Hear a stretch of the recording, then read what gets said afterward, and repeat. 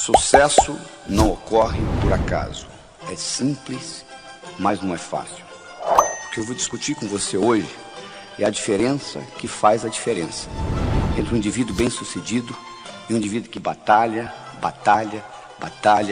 e não consegue o que quer na vida. Para fazermos isso, eu vou começar definindo o que é sucesso. Sucesso é conseguir o que você quer, o que é diferente de felicidade. Felicidade é querer o que você conseguiu. Para você ser feliz, você não precisa de mais nada. É só aceitar o que você tem. Isso não lhe impede de continuar almejando outras coisas na vida. Só que, infelizmente, as pessoas, de um modo geral, confundem sucesso com felicidade. E a história vai mais ou menos assim. Quando eu crescer, quando eu passar no vestibular, quando eu me casar, quando eu me divorciar. E o indivíduo passa pela vida igual um gato passa por um telhado de zinco quente. Só sente o calorzinho. Nesse programa, eu não vou lhe ensinar a ser feliz. É só você aceitar o que você tem. Mas eu vou lhe ensinar como conseguir o que você quer. E isto é uma ciência. Do mesmo modo que você aprende física, do mesmo modo que você aprende química, você aprende a ser bem-sucedido na vida. Para ser bem-sucedido na vida é muito fácil. É fazer o que precisa ser feito. Então nós vamos fazer o seguinte. Nós vamos analisar aqueles indivíduos bem-sucedidos e descobrir quais as características desses indivíduos que fazem a diferença. E vamos incorporar isso no seu cérebro. E com isso você terá a chance também de ser bem-sucedido. Viveu nos Estados Unidos um indivíduo de nome Andrew Carnegie. O senhor Andrew Carnegie nasceu na Escócia. Ele era, na época dele, provavelmente o homem mais rico do mundo. Ele trabalhava no mundo do aço. Um dia, Andrew Carnegie, em uma das suas reflexões, ele teve um insight. Ele teve uma ideia. Ele disse, um dia eu vou morrer como todos nós morremos. Eu vou deixar muito dinheiro para o mundo, como de fato ele deixou. Ele deixou o dinheiro que construiu o Carnegie Hall em Manhattan, em Nova York. Ele deixou o dinheiro por construir a Carnegie Mellon University nos Estados Unidos. Mas ele disse, eu gostaria de deixar mais do que dinheiro. Eu gostaria de deixar essa habilidade que eu tenho, de tudo que eu coloco a mão, vira ouro. E ele então resolveu criar o que se chama a ciência do sucesso. E ele começou a procurar alguém que estivesse disposto a trabalhar com ele nesse projeto por 25 anos. Uma noite ele estava numa festa e ele conheceu um jovem de 19 anos de idade, de nome Napoleon Hill. E ele ficou impressionado com a inteligência desse jovem. E ele propôs a este jovem fazer esse trabalho de 25 anos, desenvolvendo a ciência do sucesso. Napoleon Hill foi para casa, pensou no assunto, avaliou, voltou e disse, eu aceito. Então Napoleon Hill, durante 25 anos, fez um estudo do que era sucesso. Ele teve a oportunidade de entrevistar 16 mil pessoas. Das 16 mil pessoas que ele entrevistou, 1.000 eram milionários. Dos 1.000 milionários, ele selecionou 500, que além de terem dinheiro, tinham paz de espírito, boa vida familiar, boa saúde, etc. E ele analisou profundamente as características desses 500 milionários e comparou com o resto. E ele descobriu que existiam 6 características principais que faziam uma diferença. E essas características são uma boa autoestima, uma boa habilidade de se comunicar, uma boa habilidade de estabelecer metas, de saber o que você quer, uma atitude positiva, uma dedicação ao trabalho e uma ambição sadia. O que eu vou discutir com você neste programa é exatamente como você consegue incorporar na sua estrutura psicológica essas 6 características. Você pode imaginar como se fosse uma escada, onde cada uma dessas características constitui um degrau da escada. E essa escada não leva a nada. Por que ela não leva a nada? Porque a escada do sucesso está sempre em construção. Não tem essa história de chegar. O que vale não é a chegada. O que vale é a caminhada. Então, são características que você vai incorporando. E uma coisa mais. Do ponto de vista didático, eu vou dividir para você em 6 degraus, em 6 etapas. Mas do ponto de vista real, é como se fosse um jogo de xadrez. Quem joga xadrez sabe, se você mexer numa peça do xadrez, você não mexeu numa peça, você mexeu no jogo inteiro. Aqui é a mesma coisa. Quando eu melhoro a sua autoestima, a sua habilidade de se comunicar melhora, a sua habilidade de estabelecer metas melhora, etc, etc, etc. Mas do ponto de vista didático, eu vou discutir com você uma de cada vez. Combinado? Muito bem. Então vamos começar com a primeira. Vamos discutir com você autoestima. Gostando mais de você. Se você não gosta de você, o mundo não vai gostar de você. Esta é a verdade. Infelizmente, do modo como nós somos criados, com as repreensões que nós recebemos na infância, estudos feitos mostrando que colocando microgravadores em crianças de 4 anos de idade, para cada elogio eles recebem 9 repreensões. A psicologia moderna mostra que para cada repreensão ser anulada do seu cérebro, você precisa de 7 elogios. E para cada elogio você recebe 9 repreensões durante a sua infância. Imagina o que vai acontecendo com a sua autoestima. Não só isso, você escuta muito não. Até a idade de 8 anos você escuta 100 mil nãos. Não faça isso, não faça aquilo, não faça aquilo, não faça aquilo. Que às vezes naquela época é importante, mas que depois, mais tarde, não tem significado nenhum. Mas você carrega aquilo com você.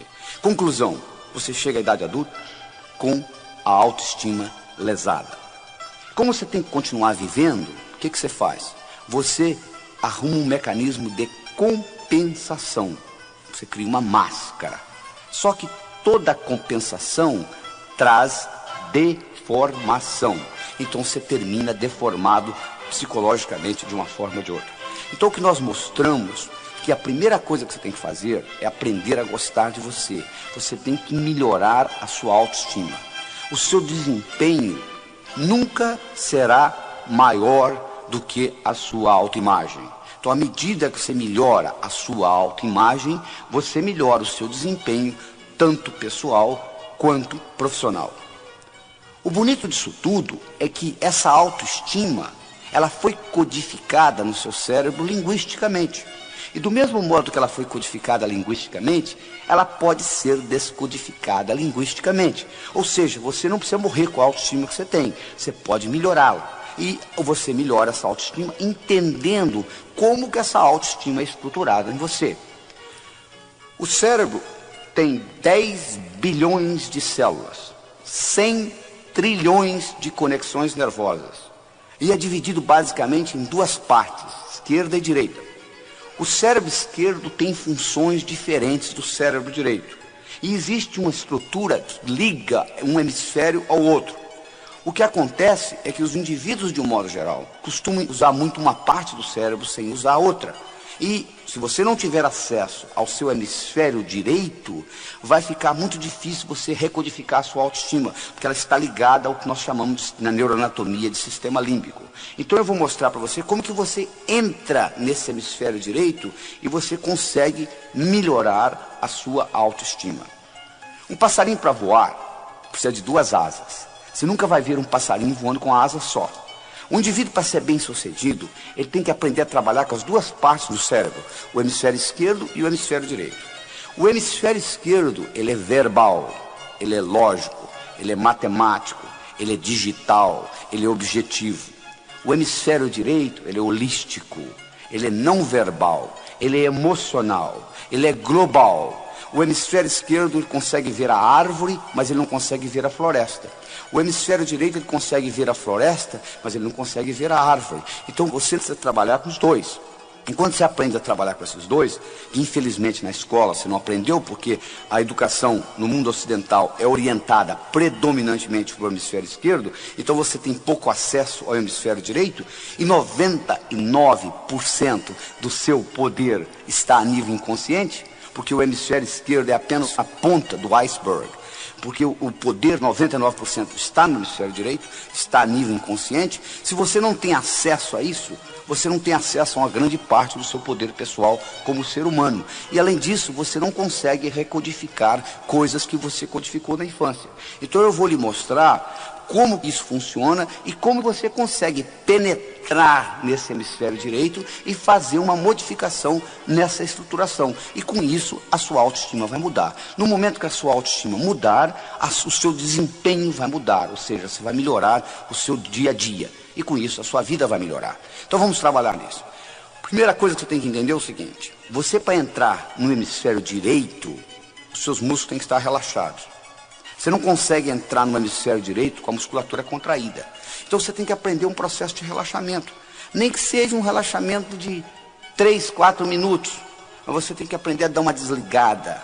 As grandes ideias no mundo vieram do hemisfério direito. Como que o Einstein descobriu a teoria da relatividade? Ele estava deitado numa rede e de repente ele se imaginou viajando num raio de luz e descobriu a teoria da relatividade. Como que Arquimedes descobriu o princípio de Arquimedes? Ele estava deitado numa banheira, tomando banho, e de repente a ideia veio, e ele correndo nu na rua, eureka, eureka, eureka, achei, achei, achei. Porque o jeito como Arquimedes descobriu o princípio de Arquimedes é porque ele trabalhava para um rei, e o rei deu a ele a incumbência de descobrir se a coroa que o rei tinha ganho de presente era uma coroa totalmente de ouro, ou se tinha prata misturada, mas ele tinha que descobrir isso sem destruir a coroa. E ele levou essa ideia para a banheira, ele tomando banho, de repente ele descobriu como que ele conseguiria fazer isso sem destruir a coroa. E daí veio o princípio de Arquimedes. Mas o que eu estou querendo dizer é o seguinte: as grandes ideias vêm desse hemisfério direito. E você geralmente tem que estar num processo de relaxamento para que você penetre nessa parte do seu inconsciente que representa 99% do seu poder. Às vezes, em momentos de dificuldade na sua vida, você já entrou nisso. Tem um caso interessante que eles contam de uma senhora que dirigia numa estrada do Texas. Ela dirigia uma picape e a picape furou o pneu. E ela foi trocar o pneu da picape. E nisso que ela estava trocando o pneu, o macaco desceu de novo. Só que ela não percebeu, ela tinha um filho de 4 anos de idade, que saiu da cabine e entrou debaixo da picape. Na hora que o macaco enguiçou, o menino ficou preso debaixo da picape. Ela foi lá e levantou essa caminhonete. Ela com 50 quilos. Mas de onde que vem essa força? Vem do inconsciente. Do mesmo modo que essa força física foi gerada dessa parte do cérebro, nessa situação difícil, existe uma força mental também que vem do inconsciente, que você consegue despertá-la. Uma outra técnica importantíssima para você desenvolver a sua autoestima é a habilidade de visualização. Você ter essa habilidade de visualizar as coisas. Uma visualização bem feita, o cérebro não sabe se aquilo realmente aconteceu ou você só pensou. Eles fizeram um estudo na Universidade de Yale, no estado de Connecticut, nos Estados Unidos, onde eles pegaram um grupo de 30 estudantes, dividiram em 3 grupos, A, B, C, mas antes de dividir em grupos, eles pegaram os 30 estudantes, deram 10 balas, uma pistola para cada um, colocaram um alvo e cada um deu 10 tiros. E eles marcaram o placar. Depois, aleatoriamente, eles dividiram os estudantes em 3 grupos, A, B e C. O grupo A viria ali 5 vezes por semana, 20 minutos por dia, durante 6 semanas, praticando atirar no alvo. O grupo B faria a mesma coisa, ou seja, 5 vezes por semana, 20 minutos por dia, durante 6 semanas, com a finalidade de ficar ali imaginando que estava atirando, só imaginando, não tinha revólver na mão não. O terceiro grupo viria ali e ficaria ao mesmo tempo conversando, batendo papo. 6 semanas depois eles foram retestados. O grupo que usou o revólver para praticar melhorou no placar 83%. O grupo que só usou a imaginação melhorou 82%.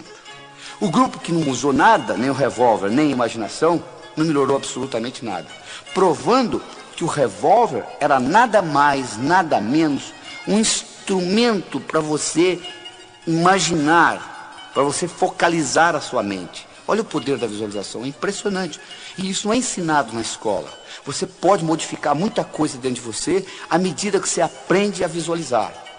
O processo simples que eu ensino é o seguinte: você pega uma maçã na mão esquerda, uma laranja na mão direita, coloca na altura dos seus olhos, fecha os olhos, imagina a laranja e a maçã. Se você tem dificuldade, você abre os olhos, dá uma coladinha, torna a fechar, e com isso você vai começando a treinar, que é uma habilidade que você tem que treinar. A outra coisa importante para você desenvolver a sua autoestima é você sorrir. Existe uma conexão entre a musculatura da boca e o cérebro, e na hora que você sorri, se você estiver sorrindo mesmo forçado, libera um hormônio chamado beta-endorfina, e esse hormônio lhe faz bem. As pessoas que sorriem mais, de um modo geral, vivem mais. Você pode ir num lobby de um hotel, fica na saída de um elevador, quando sai um casal, por exemplo, você vai ver que o homem sai de cara feia, a mulher sai sorrindo. Você sabe que as mulheres vivem 8 anos e meio a mais do que os homens. Então, o sorriso é muito importante para facilitar a sua autoestima. Outra coisa importantíssima para desenvolver sua autoestima é você entender que semelhante atrai semelhante. Se você abrir a torneira da sua cozinha, sai água.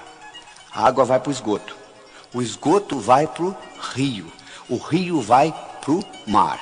Água vai para a água. Ódio vai para quem tem ódio. Amor vai para quem tem amor. Não é verdade? Sucesso vai para quem tem sucesso. Não é verdade? Sucesso vai para quem tem sucesso. Então é importante, de vez em quando, você parar e você começar a analisar o seguinte: quais foram os grandes sucessos que eu tive na minha vida? O que eu fiz até hoje de importante? E no momento que você começa a se concentrar naquilo que você fez de importante, você vai perceber o seguinte, que trazendo aquela imagem para o seu cérebro de sucesso, aquilo vai atrair mais sucesso. Interessante, né? Aquilo vai atrair mais sucesso. Semelhante atrai semelhante. Outra coisa importante para você desenvolver a sua autoestima é você ter essa habilidade de entender que falha faz parte do processo. Como é que você aprendeu a andar? Você levantou, caiu, levantou, caiu, levantou, caiu, até que um dia você andou, não é verdade? Então, tudo que você vai fazer na vida, entre a sua realidade e a sua visão, vai ter etapas. Essas etapas, às vezes você não vai fazê-las certas da primeira vez. Mas não existe o errado, existem etapas. Conta-se que uma vez um amigo do Thomas Edison estava conversando com ele e disse: Thomas, eu não entendo o que você faz. Você já testou 10.000 substâncias e elas não funcionaram para você criar essa lâmpada incandescente que você está criando. Por que você não desiste? Já errou 10.000 vezes. Thomas Edison disse: não, você está enganado, eu não errei 10.000 vezes. Eu excluí 10.000 coisas que não funcionam. Ou seja, eu usei isso como etapa. A outra coisa importante para você desenvolver a sua autoestima é você ter a habilidade de doar-se. Fazer coisa independente de dinheiro. Fazer coisa pelo prazer de fazê-la. Eu não tenho nada contra o dinheiro. Eu trabalho nisso, tenho livro de prosperidade, etc. Mas eu acho que você tem que fazer as coisas na vida, às vezes, independente do interesse financeiro. Só pelo prazer de manifestar aquilo no universo. E aquilo lhe dá uma satisfação tão grande que você desenvolve a sua autoimagem com isso. Outra característica importante do desenvolvimento da autoestima é o seguinte: se você vive em terreiro de peru, não espere voar com águias. É verdade? Se você vive em terreiro de peru, não espere voar com águias. Se os seus amigos são amigos negativos, que puxam você para baixo, é muito difícil você deslanchar na vida. Já é difícil nadar contra a correnteza, principalmente com peso no pescoço. Então é importante você entender que você tem que procurar amizades de pessoas do seu nível ou melhor do que você. Porque você terá espelho, você terá pessoas para você modelar, imitar e, consequentemente, crescer. Se você se liga a indivíduos que estão pior do que você, o que vai acontecer é que vão puxar você para baixo. Então, se você vive em terreiro de peru, é muito difícil você aprender a voar com águias. E, finalmente, uma característica importante na autoestima são as suas qualidades. Você tem que sempre focalizar naquilo que você é bom e não naquilo que você é ruim. Se você tem 1,70 m, você nunca vai ser um excelente jogador de basquete. Por mais que você pratique, você pode praticar 24 horas por dia, 365 dias por ano. Você nunca vai ser um excelente jogador de basquete. Por quê? Sua altura, tendo 1,70 m, não é uma qualidade para jogar basquete. Você tem que procurar aquilo que você é bom e você capitaliza naquilo que você é bom. São Tomé dizia o seguinte: eu preciso ver para crer. Na minha opinião, São Tomé estava um pouquinho enganado. Eu acho que você precisa crer para ver. Tudo que aconteceu de importante no universo, todas as descobertas importantes, elas ocorreram antes de quem inventou vê-las. Ele viu primeiro na mente. Então, se você tem que ver para crer, pouca coisa vai acontecer na sua vida, que você tem que sempre presenciá-la primeiro para depois imitá-la. Você já pensou se todo brasileiro tivesse essa atitude? Eu só acredito que a crise brasileira vai passar o dia que ela passar. E todo mundo falasse do mesmo jeito, todo mundo ia ficar de braço cruzado, esperando essa crise passar. É verdade? Então o que você tem que fazer é o seguinte: você tem que crer para ver. Este é que é o segredo. Você tem que acreditar primeiro e depois colocar em prática. Porque tudo que acontece no universo físico, primeiro aconteceu na mente de alguém. Essa é a grande verdade. É muito importante você entender isso. E essa credibilidade, às vezes você é bloqueado pelas mensagens negativas que você recebeu durante a infância. Eu faço uma analogia muito interessante, o seguinte: imagine aí imagine um jarro, que você põe uma pulga dentro desse jarro e você tampa o jarro. Imaginou? Agora, a pulga não vai gostar de ficar nesse jarro. Ela vai pular para sair do jarro. Então ela pula, ela bate na tampa, volta, bate, volta, bate, volta. Chega uma hora que a pulga vai cansar. Então ela vai pular mais baixo um pouquinho.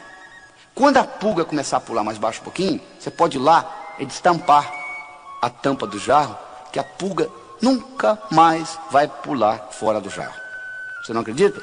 Faça a experiência aí para você ver o que vai acontecer. Mas você não precisa fazer a experiência. Você está lembrado como é que eles treinam o elefante no circo? Eles pegam um elefante bebê, amarram uma corda no pescoço dele, amarram numa árvore. O elefante tenta sair, não consegue, tenta sair, não consegue, tenta sair, não consegue, até que o elefante desiste. No momento que o elefante desistiu, ele agora está condicionado. Quando ele é adulto, agora a única coisa que o palhaço tem que fazer é amarrar uma corda no pescoço dele e amarrar na perna do tamborete. E ele continua pensando que ele está amarrado numa árvore. Interessante, né? Porque ele está condicionado. Você não precisa ir ao circo. Olhe no espelho. É verdade. Tem muita coisa que você foi condicionado que hoje está obsoleto. Quando você tinha 7 anos de idade, sua mãe disse: não atravesse a rua sozinho. Perfeitamente. Quando você tinha 7 anos, aquilo era importante. Agora já não é tão importante. Agora você tem que atravessar sozinho. Bom, isso aí você já superou. Mas existem muitas outras crenças, muitas outras limitações que foram impostas pelos seus pais em você, com a melhor das intenções, que estão lhe bloqueando, estão bloqueando essa sua habilidade de crer para ver. É isso que você tem que aprender a desenvolver, porque o seu cérebro trabalha ciberneticamente. O que é isso? Para quem não sabe o que é cibernética, cibernética é a disciplina que estuda sistemas autônomos. Se você coloca um termostato no ar-condicionado de uma sala, e vamos supor que você coloque 22 graus Celsius, a temperatura da sala vai ficar mais ou menos em torno de 22 graus Celsius, independente da temperatura lá fora. E como que isso vai ser feito? Vai ter um sensor que vai detectar a temperatura da sala e vai dizer o ar-condicionado para ligar ou desligar. Então, quando eu coloco um termostato no ar-condicionado de uma sala, eu coloquei inteligência numa máquina.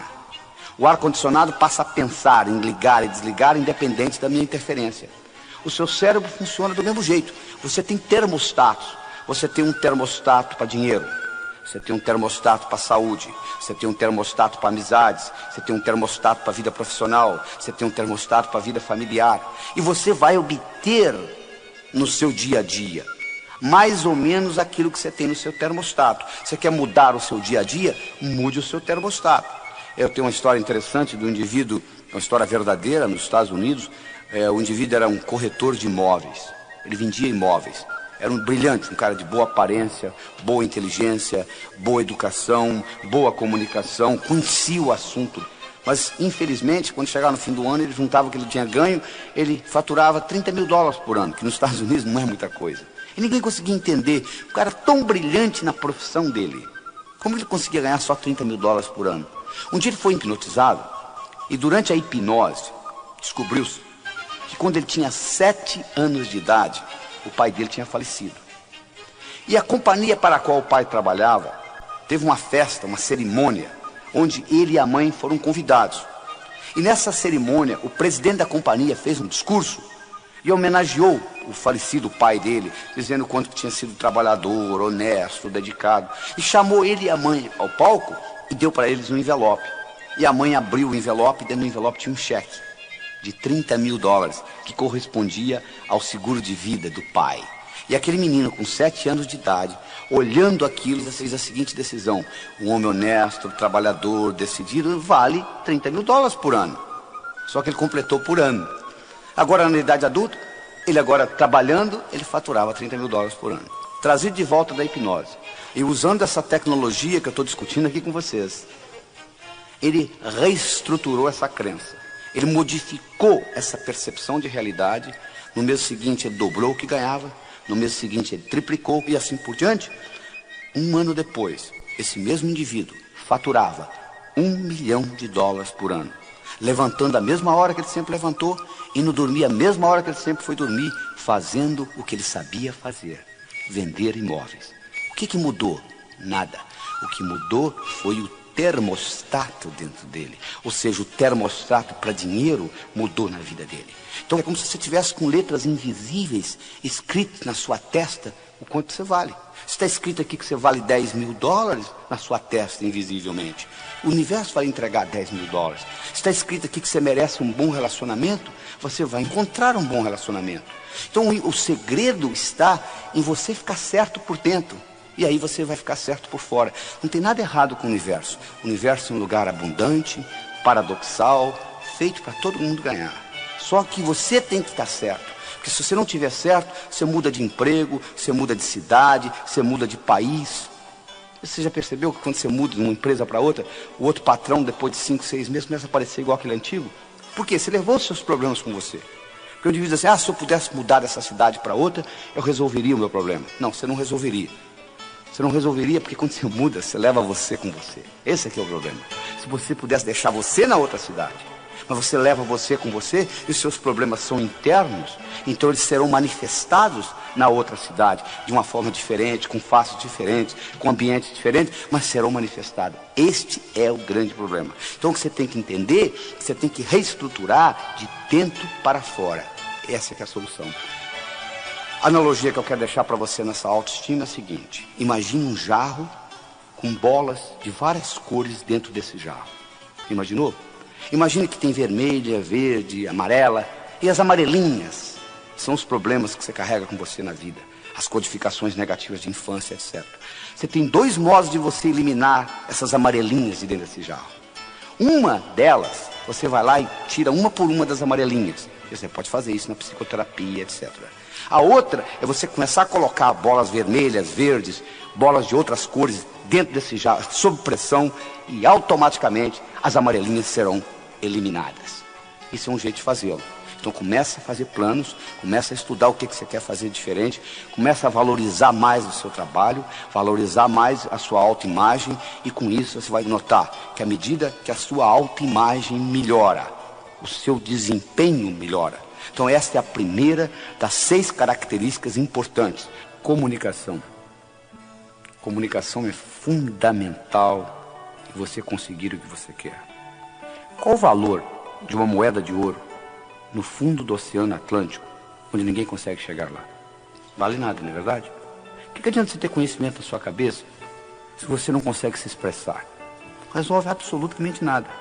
Comunicação é uma habilidade essencial na sua vida pessoal e profissional. Deixa eu lhe perguntar uma coisa. O quanto de comunicação você aprendeu na escola? Praticamente nada, né? O que você sabe de comunicação, você aprendeu por autodidatismo ou por osmose. Ninguém nunca lhe ensinou como que o cérebro se comunica. Não é verdade? E é essencial para você entender isto. Então nós vamos discutir com você como que você consegue aumentar o que eu chamo a sua inteligência interpessoal. Como que você faz isso? Primeiro, você é julgado na vida por 4 coisas: o que você faz, a sua aparência, o que você diz e como você diz o que você diz. O que você faz? Como é que você descreve a sua profissão? Se você não valorizar o que você faz, o mundo não vai valorizar, isso eu posso lhe garantir. Às vezes o sujeito reclama assim, porque o meu patrão não me dá o valor que eu mereço. Você se dá. Você valoriza o trabalho seu? A valorização tem que começar com autovalorização. Ou seja, primeiro você tem que gostar do seu trabalho, você tem que valorizá-lo, você tem que aprender a descrevê-lo de uma forma atraente. A história que eu conto é o seguinte: você pega 2 pedreiros, um trabalhando ao lado do outro. Você pergunta para um pedreiro, o que você faz na vida? Ele diz, eu sou pedreiro, eu coloco um tijolo em cima do outro, um tijolo em cima do outro. Você pega outro indivíduo que também é pedreiro, que está sentado ao lado dele, e você pergunta, o que você faz na vida? Eu sou pedreiro, eu estou construindo a Catedral de Notre Dame, que vai ficar para a posteridade. Olha que interessante. Os 2 fazem a mesma coisa, colocam um tijolo em cima do outro. Um está vendo a profissão dele como colocar um tijolo em cima do outro. O outro tem uma perspectiva muito maior. Ele tem a sensação que ele está construindo uma coisa que vai ficar para a posteridade. Então, a pergunta para você que eu tenho é o seguinte: o quanto que você valoriza o seu trabalho? Não interessa a sua profissão, o seu trabalho é importante. A segunda coisa que você vai ser julgado é pela sua aparência. Você já imaginou se você encontrasse um indivíduo, se fosse num curso, fazer um curso sobre sucesso, e você encontrasse lá um indivíduo de jeans, furado no joelho, tênis desamarrado, camiseta, uma tatuagem no braço, mascando chiclete? Você diz, poxa, mas esse é um indivíduo que vai ensinar sucesso? A aparência é fundamental. Eu digo o seguinte: se você quiser servir o exército, não apareça lá com o uniforme da Marinha. Se você quer jogar no time do Flamengo, não entre em campo com a camisa do Fluminense. Ou seja, você tem que se vestir de acordo com a mensagem que você quer passar. Eles fizeram um estudo em Nova York, no metrô de Nova York, na época que o metrô era 75 centavos. Eles pegaram um estudante, colocaram 50 centavos na mão dele e disseram o seguinte: ó, você vai ficar aqui na porta do metrô e vai abordar as pessoas do seguinte modo. Você vai dizer assim: ó, esqueci minha carteira em casa e o metrô é 75 centavos, eu tenho 50. Dá para completar 25 para ir para casa? O estudante fez isso durante 1 hora. Ganhou $6. Nada mal, né? Na segunda hora, eles colocaram uma gravata nele. Ele ganhou 18. 3 vezes mais. Os psicólogos fazendo o estudo pensaram: vai ver que, sabe o que aconteceu? Ele ganhou know-how. Ele aprendeu como solicitar. Por isso que ele conseguiu mais na segunda hora do que na primeira. Aí o outro disse: não, mas deve ser por causa da gravata. Não é, vamos tirar a dúvida. No dia seguinte, eles fizeram o inverso. A primeira hora, o estudante ficou de gravata. A segunda hora, ele ficou sem gravata. Aí, na primeira hora, ele ganhou 3 vezes mais do que a segunda.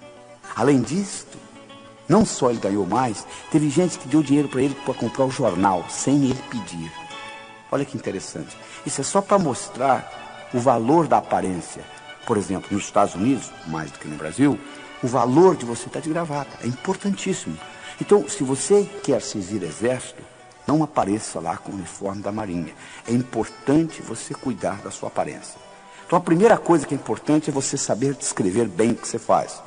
Valorizar o seu trabalho. A segunda coisa importante é a sua aparência. Quer dizer, você tem uma aparência que é agradável. A terceira coisa importante é o que você diz. É importante o que você diz, porque você vai expressar a sua inteligência. Se você não está certo de uma coisa, fique calado. Porque enquanto você estiver calado, eles não sabem se você é inteligente ou não. Mas no momento que você falar besteira, eles vão detectar imediatamente que você não é tão brilhante naquele assunto. Então, quando você não sabe, escute. Por isso nós temos 2 ouvidos e uma boca só. Porque nós somos construídos para escutar mais do que falar. Ainda tem mais. Toda vez que você fala, a sua pressão aumenta, sabia? Toda vez que você escuta, a sua pressão diminui. Então existe um reflexo cardiovascular entre você falar e ouvir. Quando você fala, a pressão sobe. Quando você escuta, a pressão desce. Então, escutando, não só você está fazendo bem para o seu corpo, porque você está com a pressão diminuída, como também você está aprendendo. Um jeito de você aprender. E quarta característica, não só o que você fala, mas como você fala. Eu poderia trazer alguém aqui que fizesse essa apresentação do mesmo jeito que eu estou fazendo, usando o mesmo vocabulário. A apresentação poderia ser muito melhor ou muito pior, porque não é só o que eu falo que está sendo contado aqui, é como eu falo, que ênfase que eu dou às palavras, de que modo que eu coloco a energia, isso tudo conta. Vou provar isso para vocês. Escute essa frase. Eu não disse que ele roubou o dinheiro. Eu não disse que ele roubou o dinheiro. Quem foi que disse? Eu não disse que ele roubou o dinheiro. Como que você se expressou? Eu não disse que ele roubou o dinheiro. Quem foi que roubou? Eu não disse que ele roubou o dinheiro. Como que ele conseguiu? Eu não disse que ele roubou o dinheiro. O que foi então que ele roubou? Olha só, a mesma frase tem 5 significados diferentes, dependendo de onde você coloca a ênfase. Não é verdade? Às vezes tem briga de marido e mulher, a mulher pergunta para o marido: bem, você está com raiva? Não! O que você acha? Não é só o que você diz que conta, mas como você diz. Então são essas 4 características importantes na sua comunicação. O modo que você expressa e valoriza a sua profissão, como é que você apresenta o que você faz, a sua aparência, o que você diz e como você diz. E como você diz tem muito a ver com o movimento dos olhos. Através do movimento dos olhos, você pode se tornar mais inteligente, mais criativo, melhorar a sua memória, melhorar a sua comunicação e até a sua vida sexual, através do movimento dos olhos. Você pode movimentar seus olhos em 9 posições diferentes. Você pode olhar para cima, para a esquerda, para o centro, para a direita. Você pode olhar na horizontal, para a esquerda, para o centro, para a direita. Você pode olhar para baixo, para a esquerda, para o centro, para a direita. Vou repetir aí, olha só. Você pode olhar para cima, para a esquerda, para o centro, para a direita. Você pode olhar na horizontal, para a esquerda, para o centro, para a direita. Você pode olhar para baixo, para a esquerda, para o centro, para a direita. Vamos esquecer as posições centrais que não tem nada a ver com essa nossa apresentação aqui de hoje. Sobram 6 posições. Você pode olhar para cima, para a esquerda, para a direita. Você pode olhar na horizontal, para a esquerda, para a direita. Você pode olhar para baixo, para a esquerda, para a direita. De acordo com a posição do olho, você vai ativar áreas diferentes dentro do seu cérebro. É verdade. Vamos explicar isso melhor. O abecedário do pensamento tem 3 letras. O que é isso? É o seguinte: todo pensamento que você tem, por mais simples ou complexo que ele seja, ele pode ser desmembrado em 3 componentes, que eu chamo de letras do pensamento: imagem, som e sentimento. Vou provar isso para você. Recorde alguma coisa agradável que ocorreu no seu passado. Então, olha aí, veio uma imagem no seu cérebro, com ou sem sons, dependendo do que aconteceu lá, o barulho do mar, o vento, ou a música, ou alguém conversando, não é verdade? E a sensação é agradável, porque eu solicitei um evento agradável. Todo o pensamento, o mais simples ou complexo, você pode desmembrá-lo em imagem, som e sentimento. É assim que o cérebro trabalha. Ora, o interessante é que através do movimento dos olhos, você consegue perceber se a pessoa dentro do cérebro está trabalhando com imagem, com som ou com sentimento, naquele momento. Então, quando eu olho para os seus olhos, eu não sei o que você está pensando, mas eu sei como que você está pensando. Ou seja, com imagem, som ou sentimento. Olha que interessante. Se você olha para cima, você está trabalhando com imagens dentro do seu cérebro. Vou fazer um teste, olha só. Qual foi a cor da blusa ou da camisa que você usou antes de ontem? Tente recordar da cor da blusa ou da camisa que você usou antes de ontem. Você percebe, olha como é que seu olho subiu, olha aí, que interessante. Na hora que você faz essa pergunta para o seu cérebro, você percebe que seu olho sobe. Sobe por quê? Porque você vai ter acesso à cor da camisa através de imagem. Então o seu olho vai subir. Se o seu olho sobe para a esquerda, você está lembrando coisas que você já sabe. Se o seu olho sobe para a direita, você está criando coisas novas no seu cérebro. Presta atenção nisso que eu vou falar. Pense num elefante roxo, de cauda vermelha e orelhas amarelas. Elefante roxo, de cauda vermelha e orelhas amarelas. Olha o que acontece com o seu olho quando você começa a visualizar. A tendência é ele subir para cima, para a direita. Porque você nunca viu um elefante com essa cor. Você tem que criar isto no seu cérebro. Ora, você aprendeu então que quando você trabalha com imagens, os seus olhos sobem. Para a direita, criando coisas novas. Para a esquerda, recordando. Eu disse para vocês que através do movimento dos olhos você pode melhorar a sua memória. Claro que você pode. Se eu estou querendo lembrar uma imagem de alguém, estão lembrados do João? O João, quem que é o João? O João. Aí você olha, lembrei. Por que você lembrou? Porque você coloca o olho na posição certa, ou seja, para cima, para a esquerda. E aí você lembra, porque você ativa a parte do cérebro que tem a memória visual. Se você é um pintor e você está querendo criar um quadro, e se você trabalha olhando para cima, para a direita, a sua criatividade vai aumentar automaticamente, porque você está ativando aquela parte da criatividade visual. Se você trabalha com os olhos na horizontal, você está trabalhando com sons dentro do cérebro. Se você olha na horizontal para a direita, você está criando novos sons. Se você é um compositor, você está sentado no piano e você quer aumentar a sua criatividade como compositor, você trabalhando, olhando na horizontal para a direita, facilita o processo. Se você está lembrando da face do indivíduo, mas esqueceu o nome, esqueceu, de repente você lembra, é só você colocar os olhos na horizontal para a esquerda que você vai lembrar. Se você olha para baixo, para a esquerda, você está conversando com você mesmo, essa voz aí que está, que voz? Essa que está perguntando que voz? Está aí atrás da cabeça, fazendo comentários daquilo que eu vou falando. Se você olha para baixo, para a direita, você tem sensações do corpo e sensações de emoções. Então eu estou mostrando que através do movimento dos olhos, você consegue ter a melhor ideia do que está acontecendo dentro do cérebro. Ora, se eu estou conversando com você, e eu percebo que seus olhos subiram, eu não sei o que você está pensando, mas eu sei como que você está pensando, usando imagens. Se agora eu uso a minha palavra para encaixar nisto, e eu falo assim, você está vendo o que eu estou falando? Quando eu coloquei a palavra vendo, e o seu canal visual está aberto, essa palavra encaixa direitinho.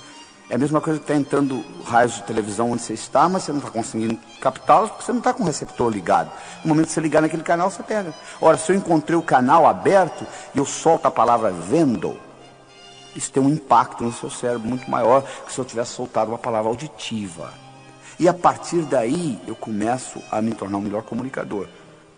Isso nós vamos discutir no outro programa, numa outra fita da comunicação global, aumentando sua inteligência interpessoal, onde nós vamos mostrar em mais detalhes como que se aumenta isso. Mas o que eu quero mostrar aqui é que para você ser bem sucedido, você tem que melhorar a sua habilidade de se comunicar. E isso não foi ensinado na escola, entende? O que se aprendeu de comunicação, se aprendeu por intuição, por osmose, copiando os outros. Mas o que eu estou lhe mostrando aqui é que o cérebro tem um mecanismo de se comunicar. E no momento que você aprende isso, a sua habilidade, o seu poder pessoal aumenta e o que você tem para conseguir na vida muda. Então é muito importante você entender que comunicação é fundamental, é essencial. Eu vou repetir aquilo que eu falei no começo. Qual o valor de uma moeda de ouro no fundo do Oceano Atlântico, onde ninguém chega lá? Não adianta nada. Não adianta você ter conhecimentos brilhantes dentro do seu cérebro se você não consegue se comunicar com o mundo. Não é verdade? Então é isso que está aí. Então nós já discutimos duas coisas, duas características que fazem a diferença, não é isso? Entre os indivíduos bem-sucedidos e aqueles que batalham, não conseguem o que é na vida. Uma delas foi a autoestima, e eu mostrei para você que você pode mudá-la. E a segunda é a comunicação. Eu estou mostrando para você também que você pode mudá-la. Você não vai num versário e diz aquele ali vai ser um bom comunicador, aquele não vai, aquele não vai. Comunicação é programação. Então nós estamos melhorando a programação e melhorando a comunicação das pessoas através desse processo. Vamos discutir uma terceira coisa. Metas. E como que nós transformamos sonhos em metas. Tem gente que nem sonha mais, já parou de sonhar. Tem gente que sonha a vida inteira. Mas como que você consegue transformar sonhos em metas? Bom, quando você terminar de escutar essa fita, você vai fazer outra coisa, não vai? Provavelmente você já sabe o que é, não é? Agora deixa eu lhe perguntar uma coisa. O que você vai fazer com a sua vida daqui 1 ano? Hein? Daqui 5 anos? Daqui 10 anos? Daqui 15 anos? Daqui 20 anos? Sabe o que você vai dizer para mim? Não tive tempo ainda de parar para pensar. Coisa mais importante que é a sua vida, você não teve tempo de planejar, né? É tão difícil você conseguir uma coisa que você não sabe o que é, como voltar de um lugar que você nunca foi. Não é verdade? Então, a primeira coisa que você tem que entender é o seguinte, você tem que saber o que você quer. Você tem que saber transformar, você tem que sonhar, você tem que transformar seus sonhos em metas, e você tem que implementar essas metas. Deixa eu contar para vocês o resultado de um estudo fascinante que foi feito na Universidade de Harvard. Em 1953, eles entrevistaram todos os formandos da Universidade de Harvard. Fizeram um questionário grande. O que você vai fazer depois de formado? Nos primeiros 6 meses, 1 ano, 5, 10, 15, 20. A maioria não tinha a menor ideia. Uma pequena minoria tinha uma ideia. Dessa pequena minoria, uma pequena minoria ainda menor, tinha por escrito. Em 1973, 20 anos depois, eles reentrevistaram esses estudantes. Sabe o que eles descobriram? Que aqueles 3% que tinham por escrito o que eles iam fazer nos próximos 6 meses, 1, 5, 10, 15, 20 anos, valiam mais financeiramente do que os 97% juntos. Além do mais, tinham melhor vida familiar, menor número de hospitalização, etc, etc, etc. Eles ficaram fascinados com o resultado e resolveram avaliar. Vai ver que esses indivíduos são mais inteligentes. Eles foram verificar o QI era o mesmo. Vai ver que vem de raça diferente. Não, não era diferente. Vai ver que é o background, de que família que veio. Não era. A única diferença que fazia a diferença é que aqueles indivíduos tinham por escrito o que eles iam fazer nos próximos 6 meses, 1, 5, 10, 15, 20. Você tem por escrito? Não, né? Pois é, deixa eu lhe ajudar nessa então, tá? Porque se você falhar em planejar, meu amigo, você está planejando em falhar. Tá bom? Então vamos discutir algumas das metas que você pode criar para você, tá bom? Você pode criar, por exemplo, uma meta física. É importante você ter um corpo sadio. Isso é fundamental na sua vida. Porque a mente não está só dentro do cérebro. A mente está no corpo inteiro. Não tem jeito de você ter uma mente sadia com um corpo doente. Então é importante você ter meta física. Mas tem gente que só tem meta física. Você vê um indivíduo que faz 8 horas de musculação e fica com um físico enorme andando na rua. E quando chega aos 50 anos entra em profunda depressão porque a musculatura começa a atrofiar. Ou seja, eles colocaram o ego todo no músculo.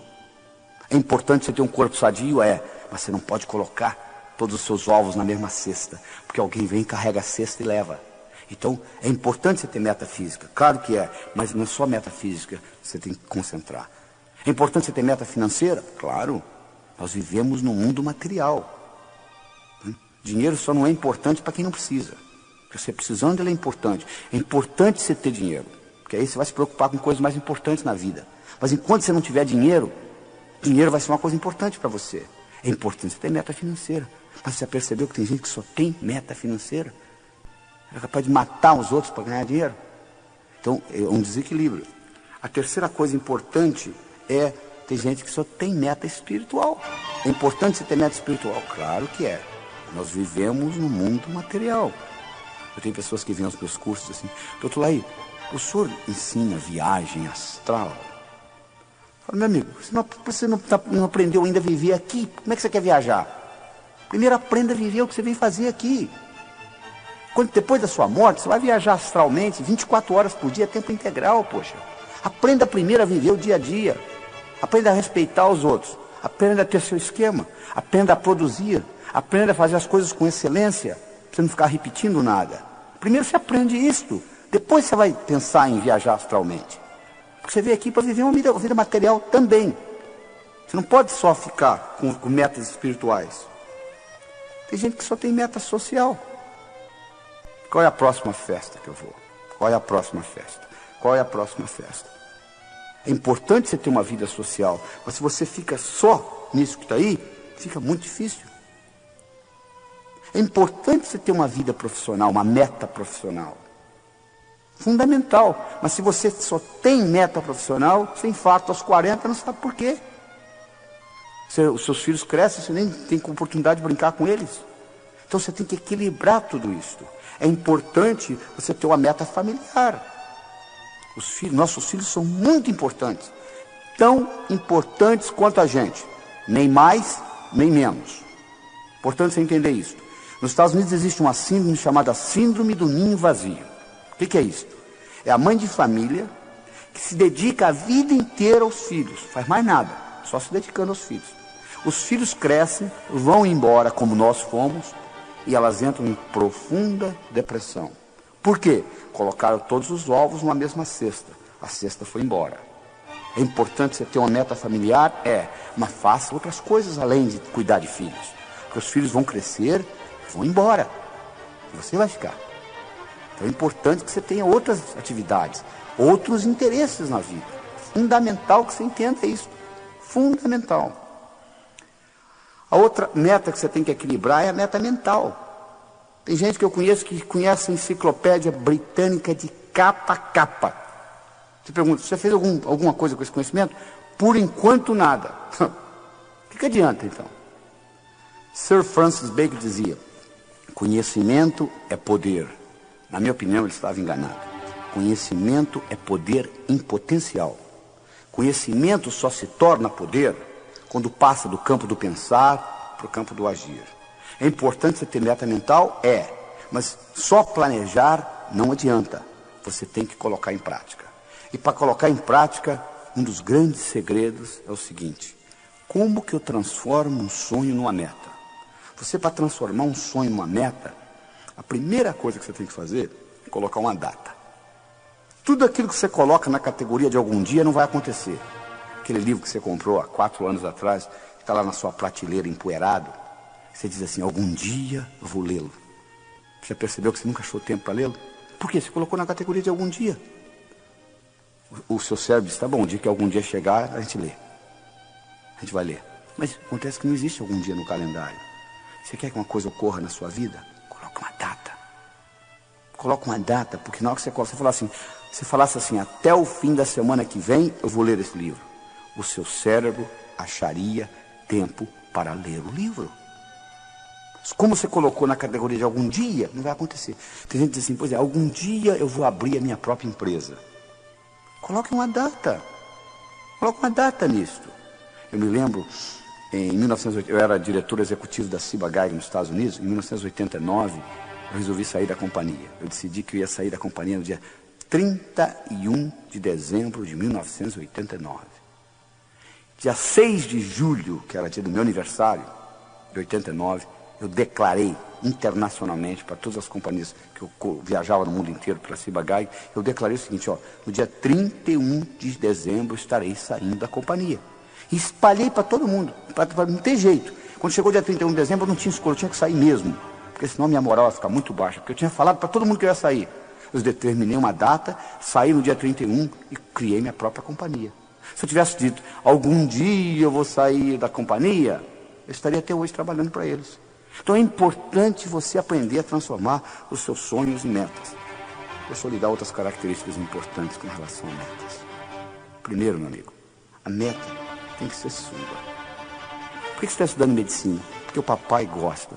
Então manda seu pai fazer o vestibular de medicina se ele gosta tanto. Você tem que fazer uma coisa que seja sua.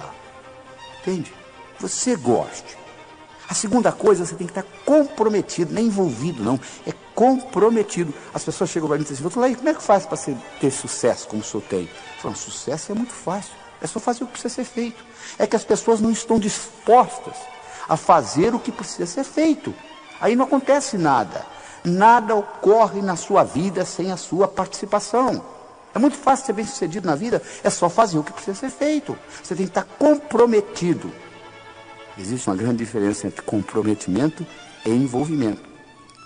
Hoje de manhã, no café da manhã, eu tive presunto com ovos. A galinha que botou os ovos estava envolvida no meu café da manhã. O porco estava comprometido. Ele deu a vida pelo presunto. Vocês entenderam a diferença? Ou seja, quando você está comprometido com a sua meta, você sabe o que vai acontecer. Não interessa os obstáculos, você vai vencê-los. Sua meta tem que ser grande, meu amigo. Você tem que mirar na lua. Porque se você errar, você não vai estar entre as estrelas. Faça metas grandes. Quando você contar para os seus amigos, eles não acreditam. E tá bom. Quando eu mudei para os Estados Unidos em 1976, falei para um amigo meu: em 3 anos eu vou ensinar cardiologia para americano. Ele riu de mim e disse: como é que pode? Você está vindo lá do Brasil, vai ensinar cardiologia para americano? Sabe quanto tempo levou? 8 meses. Eu dei a minha primeira apresentação em Washington, D.C. para 400 cardiologistas. Quando eu contei para o meu amigo que eu ia ensinar cardiologia para americano, ele riu. Eu sabia que o tamanho estava bom, não precisava aumentar. Se ele acreditasse, eu teria que aumentar. Você tem que fazer a meta grande. Como eu disse, você tem que mirar na lua. Porque se você errar, você ainda vai estar entre as estrelas. Você tem que fazer metas a longo prazo. 5, 10, 15, 20 anos. Porque se você fizer meta a longo prazo, seu chefe lhe der uma bronca amanhã de manhã, não vai estragar seu dia. Você diz: não, estou interessado para frente. Isso aqui é apenas uma etapa para chegar lá. Então é importante você entender essa característica. Você tem que planejar. Se você falha em planejar, você está planejando em falhar, meu amigo. É importante você entender essa característica. Você tem que ter atividades diárias. Você diz assim: eu quero ser milionário em 5 anos. Bom, como que você vai estar daqui a 4? Daqui a 3, daqui a 2, daqui a 1, daqui a 6 meses, daqui a 30 dias. Daqui 7 dias. O que você vai fazer amanhã de manhã para ser milionário daqui 5 anos? Não é só esperar os 5 anos passar e acabou, não. Você tem que dividir as suas metas. E o bacana é quando você corta elas em pedacinhos, é como comer um salame. Você não come um salame inteiro, mas se eu cortar fatia por fatia com uma cervejinha, você acaba comendo o salame todo. As metas é a mesma coisa, se você vê-las como um todo, elas assustam. Mas se você quebrá-las em pedacinhos, muito importante. É também importante você descobrir onde você está, com relação à sua meta. Você liga para mim e fala assim, doutor Laí, como que eu chego a São Paulo? Eu lhe pergunto, onde você está? Ah, não sei. Então, se eu me desculpar, eu não posso lhe orientar. Porque se você estiver ao norte, eu vou lhe falar para dirigir sul. Se eu estiver ao sul, eu vou lhe falar para dirigir norte. Mas se você disser para mim, eu não sei. Eu me lembro de um caso de um americano, estava dando um curso, um americano falou assim, eu quero $50 mil na minha conta até o fim do ano. Eu falei, perfeito, é específico, tem data. Quanto você tem? Ele disse, não sei. Poucos dias depois ele me ligou, ele disse, você não vai acreditar, doutor, eu dei uma checada nas minhas contas todas, somei. Você sabe quanto que eu tenho no banco? $55 mil. Engraçado, né? Você estava pedindo uma coisa que você já tinha, né? Tem muita gente que faz isso na vida. Ah, se eu tivesse talento... O que você acha que é talento, meu amigo? Você acha que o pianista senta lá e começa a tocar piano? Talento é resistência na musculatura glútea. É sentar lá e praticar. Porque quanto mais você pratica, mais sortudo você fica. Então é importante você entender isso. Se você não sabe o que você quer, é muito difícil você conseguir as coisas. Tá bom? Até lá. Do que Napoleon Hill encontrou naqueles 500 milionários. E essa característica é a atitude. A atitude que você tem com relação às coisas. Se eu lhe apresento um copo pela metade de água, você pode vê-lo metade cheio ou metade vazio. O copo está pela metade. Você pode enfatizar no que tem ou no que está faltando. Os indivíduos bem-sucedidos, de um modo geral, eles têm a tendência de ter o foco naquilo que tem, não naquilo que está faltando. Ou seja, eles têm uma atitude positiva. Para você entender isso bem, você tem que entender que o que conta não é o que acontece, mas sim como você responde ao que acontece. Isso é que conta. É importante você entender isso.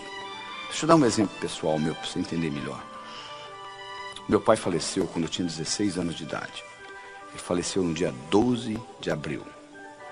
Eu tenho uma filha de 11 anos, de nome Cristine, e ela nasceu no dia 12 de abril. E eu ficava naquele dilema, quando chegava o dia de aniversário dela, eu ficava naquele dilema. Eu devo ficar triste, porque é aniversário de morte do meu pai, ou devo ficar alegre, porque é aniversário de nascimento da minha filha? Eu tinha aquele dilema comigo.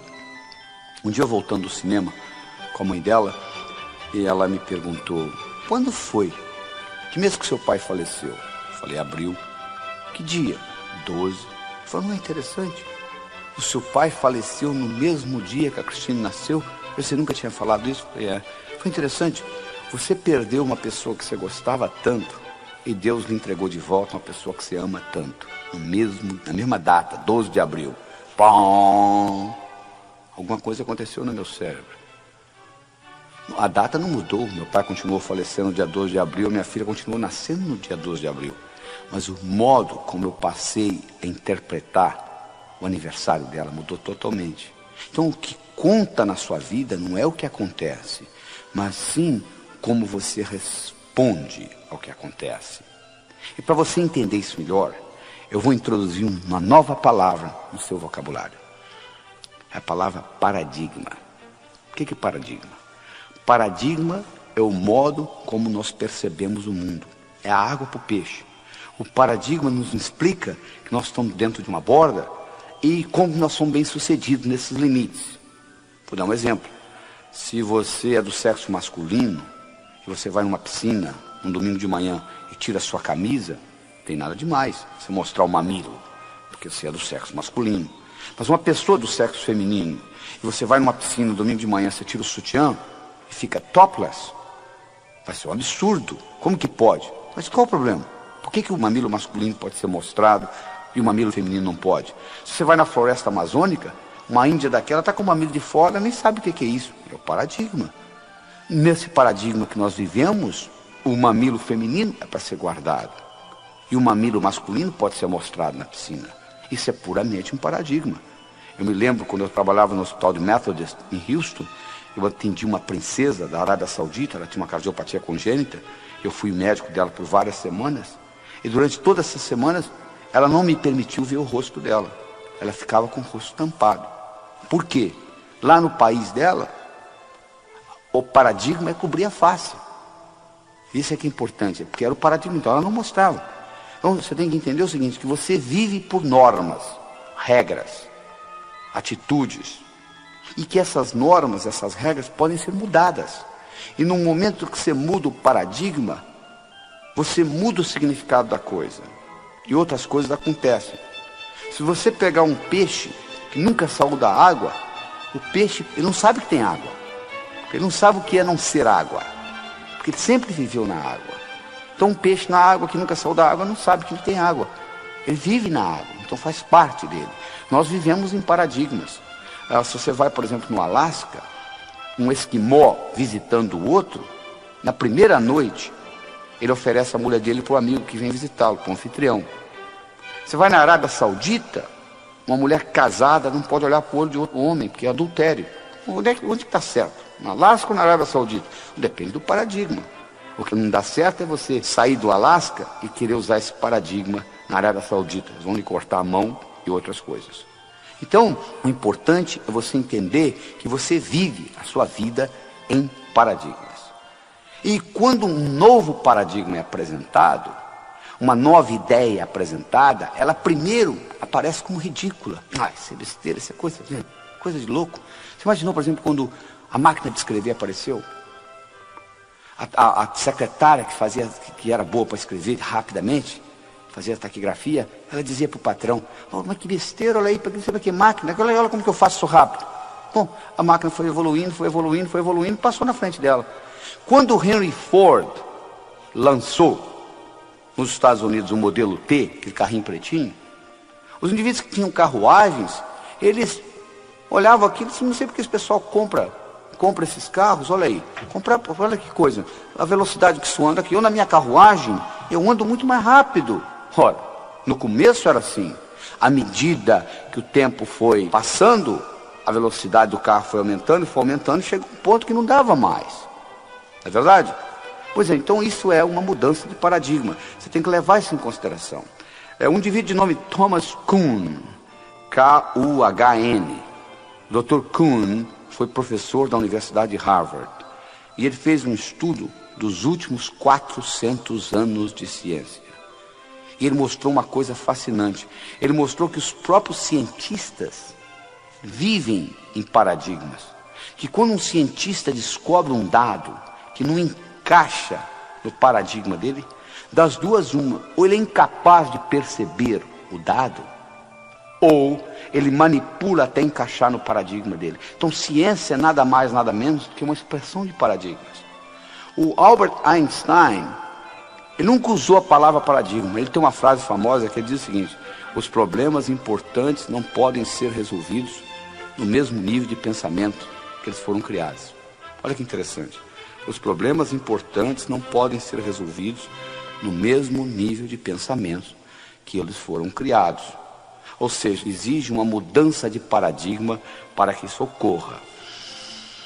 Deixa eu mostrar para vocês um paradigma em ação. Você vai ter que ter uma boa habilidade de visualização para seguir o que eu vou falar. Imagine o seguinte: 3, 6, 9 pontos, expostos como se fosse num quadrado, onde eles estão no canto, no meio, no outro canto do quadrado, em cima, no meio e embaixo. 3, 6, 9 pontos. Agora pega um lápis e com 4 linhas retas, tenta passar por esses pontos. Vê se você consegue. Só com 4 linhas retas, sem tirar o lápis do papel e sem passar pela mesma linha 2 vezes. Você vai ver que sempre sobra um, olha aí. Sempre sobra um, sempre sobra um. A não ser que você saia do quadrado. Que quadrado? Você que criou o quadrado. Se você vai lá embaixo, se você está tendo dificuldade em visualizar, você pode passar lá na livraria e abrir o Sucesso Não Ocorre Por Acaso, que eu tenho essa explicação lá no livro. Você vai ver o seguinte, que agora você consegue, interessante. Antes você não conseguia. De repente, quando você muda o paradigma, você consegue. Na vida é a mesma coisa. Às vezes você não está conseguindo fazer dentro do paradigma que você vive. Você muda o paradigma e isso ocorre. Então deixa eu lhe ensinar como é que você muda paradigma. Vamos pegar o seguinte, vamos pegar uma coisa interessante. Vamos fazer uma hierarquia de ideias aqui, tá bom? Olha só. Pega a palavra transporte. Tá? Bom, transporte. Como é que você pode ter transporte? De carro, de navio, de avião, de trem. Não é verdade? Pega a palavra carro. Como é que você pode? Ó, você tem Volkswagen, você tem Ford, tem Chevrolet. Vamos pegar Ford. A Ford, você tem vários carros. Você tem Del Rey, você tem um carro chamado Taurus. Ó, pega o carro Taurus, por exemplo, que é o melhor carro que a Ford tem. Você pega o carro Taurus, você pode olhar a parte mecânica dele, você pode olhar a lataria e etc. Estão sentindo? Ó, transporte, carro, Ford, Taurus, lataria, etc. Deixa eu lhe perguntar uma coisa. Se eu fosse para lhe oferecer um emprego, o que você gostaria de ser chefe? Você gostaria de ser chefe da lataria do Taurus ou do Taurus como um todo? Você dizia, claro que eu quero ser chefe do Taurus como um todo. O que você gostaria de ser chefe? Do Taurus ou você gostaria de ser chefe da Ford? Ah, claro que é da Ford. O que você gostaria de ser chefe? Da Ford ou você gostaria de ser chefe de carros? Ah, claro que é de carros. Eu ia mandar na Ford, na Volkswagen, na BMW, etc. O que você gostaria de ser chefe? De carros ou de transportes? Claro que é de transportes. Você ia mandar em navio, avião, trem. Olha que interessante. Há uma hierarquia de ideias. Ora, se eu estou tendo um problema com carros, vamos supor que eu estou tendo um problema com carros em São Paulo. Está demais. Então eu tenho um problema com carros. Como que eu resolvo o problema? Só se eu mudar o paradigma. Como que eu mudo o paradigma? Eu faço a seguinte pergunta. Com que finalidade que existe carro? Transporte. Olha, eu já mudei hierarquicamente para a coisa de cima, para o nível superior. Que outros exemplos eu tenho de transporte? O trem, metrô. Ah, metrô. Então vamos resolver o problema com o metrô. Olha, para eu colocar metrô em São Paulo, o que eu fiz? Eu peguei carros, eu subi hierarquicamente, eu vi a coisa de um ângulo diferente, eu fui acima no paradigma, eu desci pelo outro lado. Interessante. Será que isso me ajuda no dia a dia? Claro que ajuda. Observe esta. Você está brigando com a sua esposa, discutindo com ela sobre a educação dos seus filhos. E vocês estão naquela discussão ferrenha. Agora, se você pergunta para ela assim, qual é a finalidade de você discutir desse jeito? Ela vai dizer, para o bem-estar do meu filho. Aí eu lhe pergunto, e qual que é a finalidade de você discutir? Para o bem-estar do filho. É engraçado, num nível acima, vocês estão brigando pela mesma coisa. Ou seja, bem-estar do seu filho. Ora, no nível acima vocês estão concordando. Se vocês estão concordando no nível acima, se vocês se deslocarem para o nível superior, haverá concordância, haverá acordo. É muito mais fácil você concordar nesse nível do que na briga lá embaixo. O que você fez? Você saiu do paradigma que você estava brigando. Então, quando você começa a entender essa ideia de paradigmas, você começa a ter mais sucesso na vida. Eu vou dar para vocês uns exemplos práticos, tá? De história. Pegue a palavra Made in Japan, feito no Japão, 1960. Feito no Japão, 1960. Barato, copiado, baixa categoria. Made in Japan, 1990. Feito no Japão nos anos 90. Alta qualidade, caro, né? Olha como é que mudou o paradigma japonês. Em 30 anos mudou tudo. Hoje, quando você fala de uma coisa japonesa, é alta qualidade, é alta sofisticação, é alta tecnologia. Houve uma mudança de paradigmas. É verdade? Vamos pegar, por exemplo, o seguinte. Vamos imaginar que eu estivesse conversando com você há 20 anos atrás, tá? E eu lhe fizesse a seguinte pergunta. Qual é o país no mundo que vai continuar dominando o mundo de relógios? Você diria sem nenhuma hesitação. Suíça. Vem fazendo isso há 50, vai continuar fazendo isso há 50, não é verdade? A Suíça, em 1979, ela tinha 65 mil suíços trabalhando no mundo de relógios. Em 1982, 3 anos depois, ela tinha 15 mil suíços. 50 mil suíços foram mandados embora. Sabe por quê? Porque o relógio eletrônico foi lançado no mercado pelos japoneses, a Seiko, e pelos americanos, Texas Instruments. A Suíça controlava o mundo de relógio, enquanto o relógio era mecânico. Quando o relógio eletrônico foi lançado, houve uma mudança de paradigmas no mundo de relógios. Sabe qual a ironia do destino? Sabe quem inventou o relógio eletrônico? Esse que você deve estar usando aí, que é usado a bateria, 99% das pessoas usam hoje. Sabe quem inventou o relógio eletrônico? Não foram os japoneses, nem tampouco os americanos. Quem inventou o relógio eletrônico foi um suíço. Ele apresentou para os diretores, eles falaram, que relógio? Não tem rubi, não tem mola mestre, não dá corda, isso não é relógio. E o relógio eletrônico foi lançado. Então a Suíça perdeu todo o mercado que ela tinha. Por quê? Houve uma mudança de paradigmas no campo de relógios. Quando o Henry Ford lançou nos Estados Unidos o modelo T, que é aquele carrinho pretinho, bonitinho, né? Sabe o que as fábricas de carruagens fizeram? Aumentaram produtividade. Fizeram a roda mais leve, diminuíram o preço. Mas ninguém queria comprar carruagem mais. Todo mundo queria o modelo T do Henry Ford. Hoje, se eu lhe der uma carruagem de presente, você mora numa zona metropolitana, você vai dizer, não, muito obrigado, não quero, não tenho, só, mal na minha garagem dá para parar meu carro, eu não tenho lugar para colocar o cavalo. Mas custava caríssimo a carruagem antes da mudança de paradigmas no transporte. O que eu quero dizer para você é o seguinte, o mundo está mudando, as coisas mudam. A única coisa constante de agora para frente é mudança.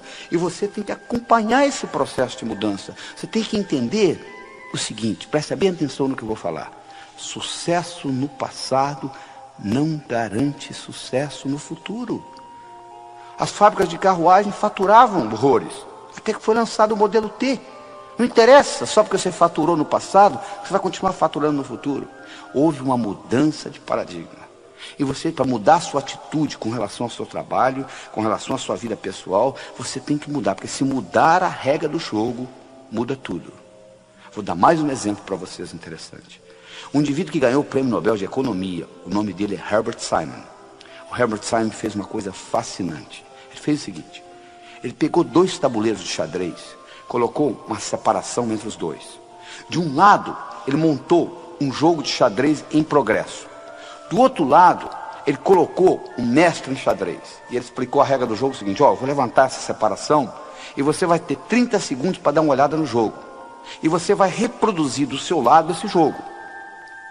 Combinado? Combinado. 1, 2, e ele levantou, o sujeito deu uma olhada, 30 segundos, e baixou, o cara montou. Impressionante. Montava com uma precisão de até 80%.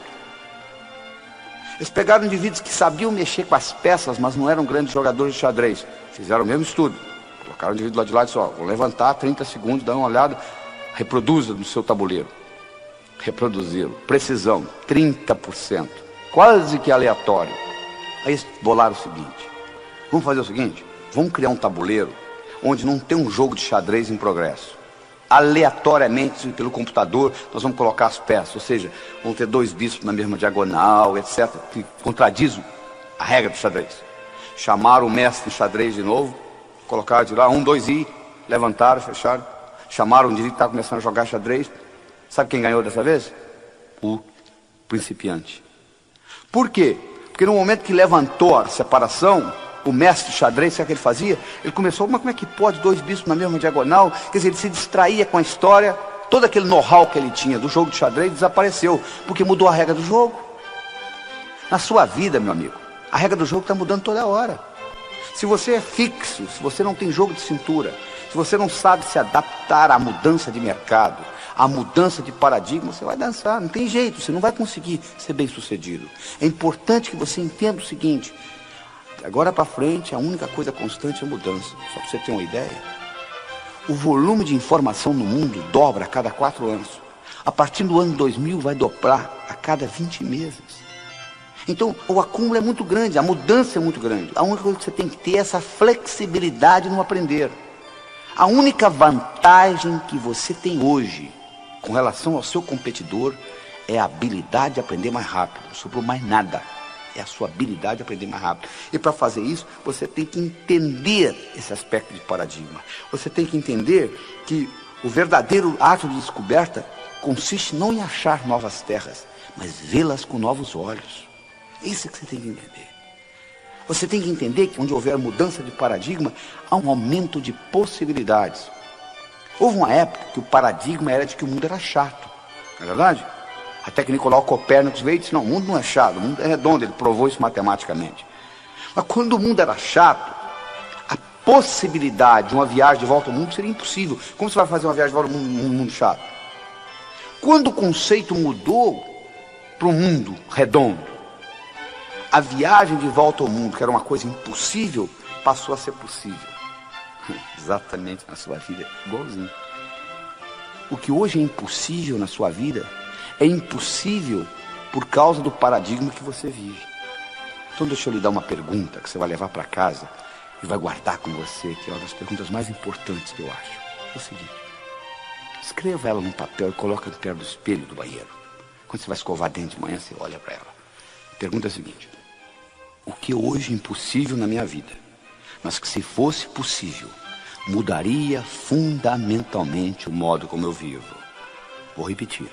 O que hoje é impossível na minha vida, mas que se fosse possível, mudaria fundamentalmente o modo como eu vivo. Essa pergunta vai lhe permitir desencadear novas atitudes na sua vida. E desencadeando novas atitudes, você vai incorporar novas tecnologias e novos modos de pensar. Porque Mark Twain tinha um ditado que eu acho que é fascinante. Ele diz o seguinte: se o único instrumento que você tem é um martelo, todo problema você pensa que é prego. Não é verdade? Tem gente que tem uma tecnologia de deixa comigo que eu resolvo. Mas só tem isso. Porque eu faço isso há 15 anos. Porque eu tenho 15 anos de experiência nessa empresa. E eu vou analisar. Eu disse: não, meu amigo, você não tem 15 anos de experiência. Você tem 1 ano 15 vezes. É totalmente diferente. Você aprendeu no primeiro ano e repetiu 14. Para ter 15 anos de experiência, você tem que estar constantemente mudando a sua ferramenta. Se essa única ferramenta que você tem é um martelo, todo problema na empresa você vai pensar que é prego. Então é importante você entender que essa mudança de paradigma é fundamental. E nessa mudança, quando você responde essa pergunta, o que é hoje impossível na minha vida, mas que se fosse possível, mudaria fundamentalmente o modo como eu vivo, e vem a resposta, você tem que em seguida fazer uma segunda pergunta. E se eu implementasse desse jeito, como que seria? Você tem que fazer uma certa antecipação dentro da sua cabeça. Olha só, você vai concordar comigo. Se você anda, você tem que ver metros na sua frente, senão você bate. Se você dirige um carro, você tem que ver quarteirões na sua frente, senão você bate. Você está dirigindo um carro a 70 km por hora, passa uma pessoa correndo na frente, não dá tempo de você parar. Se você pilota um avião a 1000 km por hora, você tem que ver milhas na sua frente, senão você bate. Se aparecer um obstáculo a 500 metros, você já bateu. Conclusão: quanto maior é a velocidade que você se locomove, maior tem que ser a sua habilidade de antecipar o futuro. E hoje nós vivemos numa velocidade muito grande. Então a sua habilidade de antecipar o futuro é fundamental. E essa pergunta que eu estou lhe dando lhe ajuda a ser um explorador do futuro.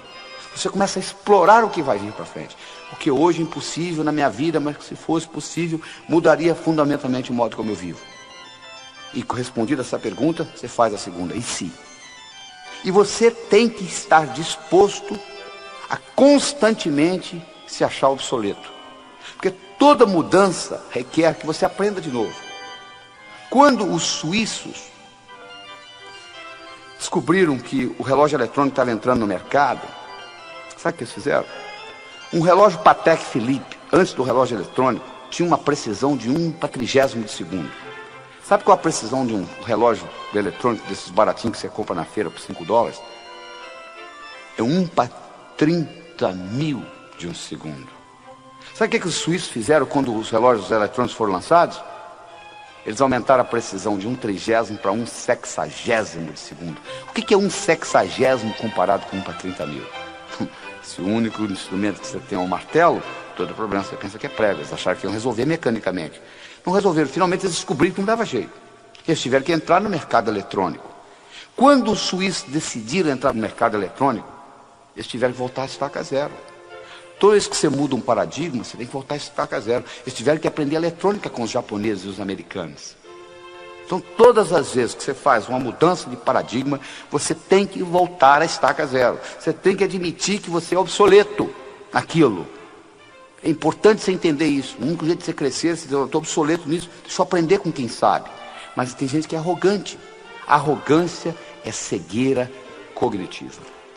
Há, por exemplo, uma grande mudança de paradigmas no mercado, por exemplo, de gerenciamento. Antigamente, o bom gerente era o cara que resolvia problemas e reagir à situação. Hoje, o bom gerente é um indivíduo que antecipa o futuro. Ele questiona o que está para vir e ele identifica oportunidades. É para isso que você ganha, para identificar oportunidades. Isso é importante você entender. E outra coisa importante de você mudar o paradigma é você entender, existe uma metáfora criada por Paul Cordes e Dodd Lynch nos Estados Unidos, onde eles fazem uma comparação seguinte, que você pode viver a sua vida em 3 tipos de estratégias diferentes. Você pode ser uma carpa, um tubarão ou um golfinho. Carpa é aquele indivíduo que é a vítima do mundo. Coitado de mim, estou sofrendo. Eles fizeram isso comigo. O tubarão é o indivíduo que está engolindo os outros. É sempre do jeito dele. E o golfinho é um indivíduo que, quando ele está perto de uma carpa, a carpa pensa que ele é tubarão. Quando ele está perto de um tubarão, o tubarão pensa que ele é carpa. Mas na realidade ele não é nem carpa nem tubarão. Ele é golfinho. E a filosofia do golfinho é o seguinte: para eu ganhar, você não precisa perder. A não ser que você insista. Aí o problema é seu. Por quê? Porque o universo é um lugar potencialmente abundante, feito para todos ganhar. Para eu ganhar, você não precisa perder. E esse conceito é uma mudança de paradigma, é uma mudança de atitude que nós precisamos fazer na nossa civilização. Porque se nós continuarmos com o paradigma do ganha-perde que nós temos no momento, que se deteriorou para perde-perde, principalmente aqui no Brasil, se nós continuarmos com esse paradigma, nós vamos destruir o planeta, porque não vai ter planeta aqui para os nossos netos e bisnetos. Nós temos que aprender a fazer mais com menos.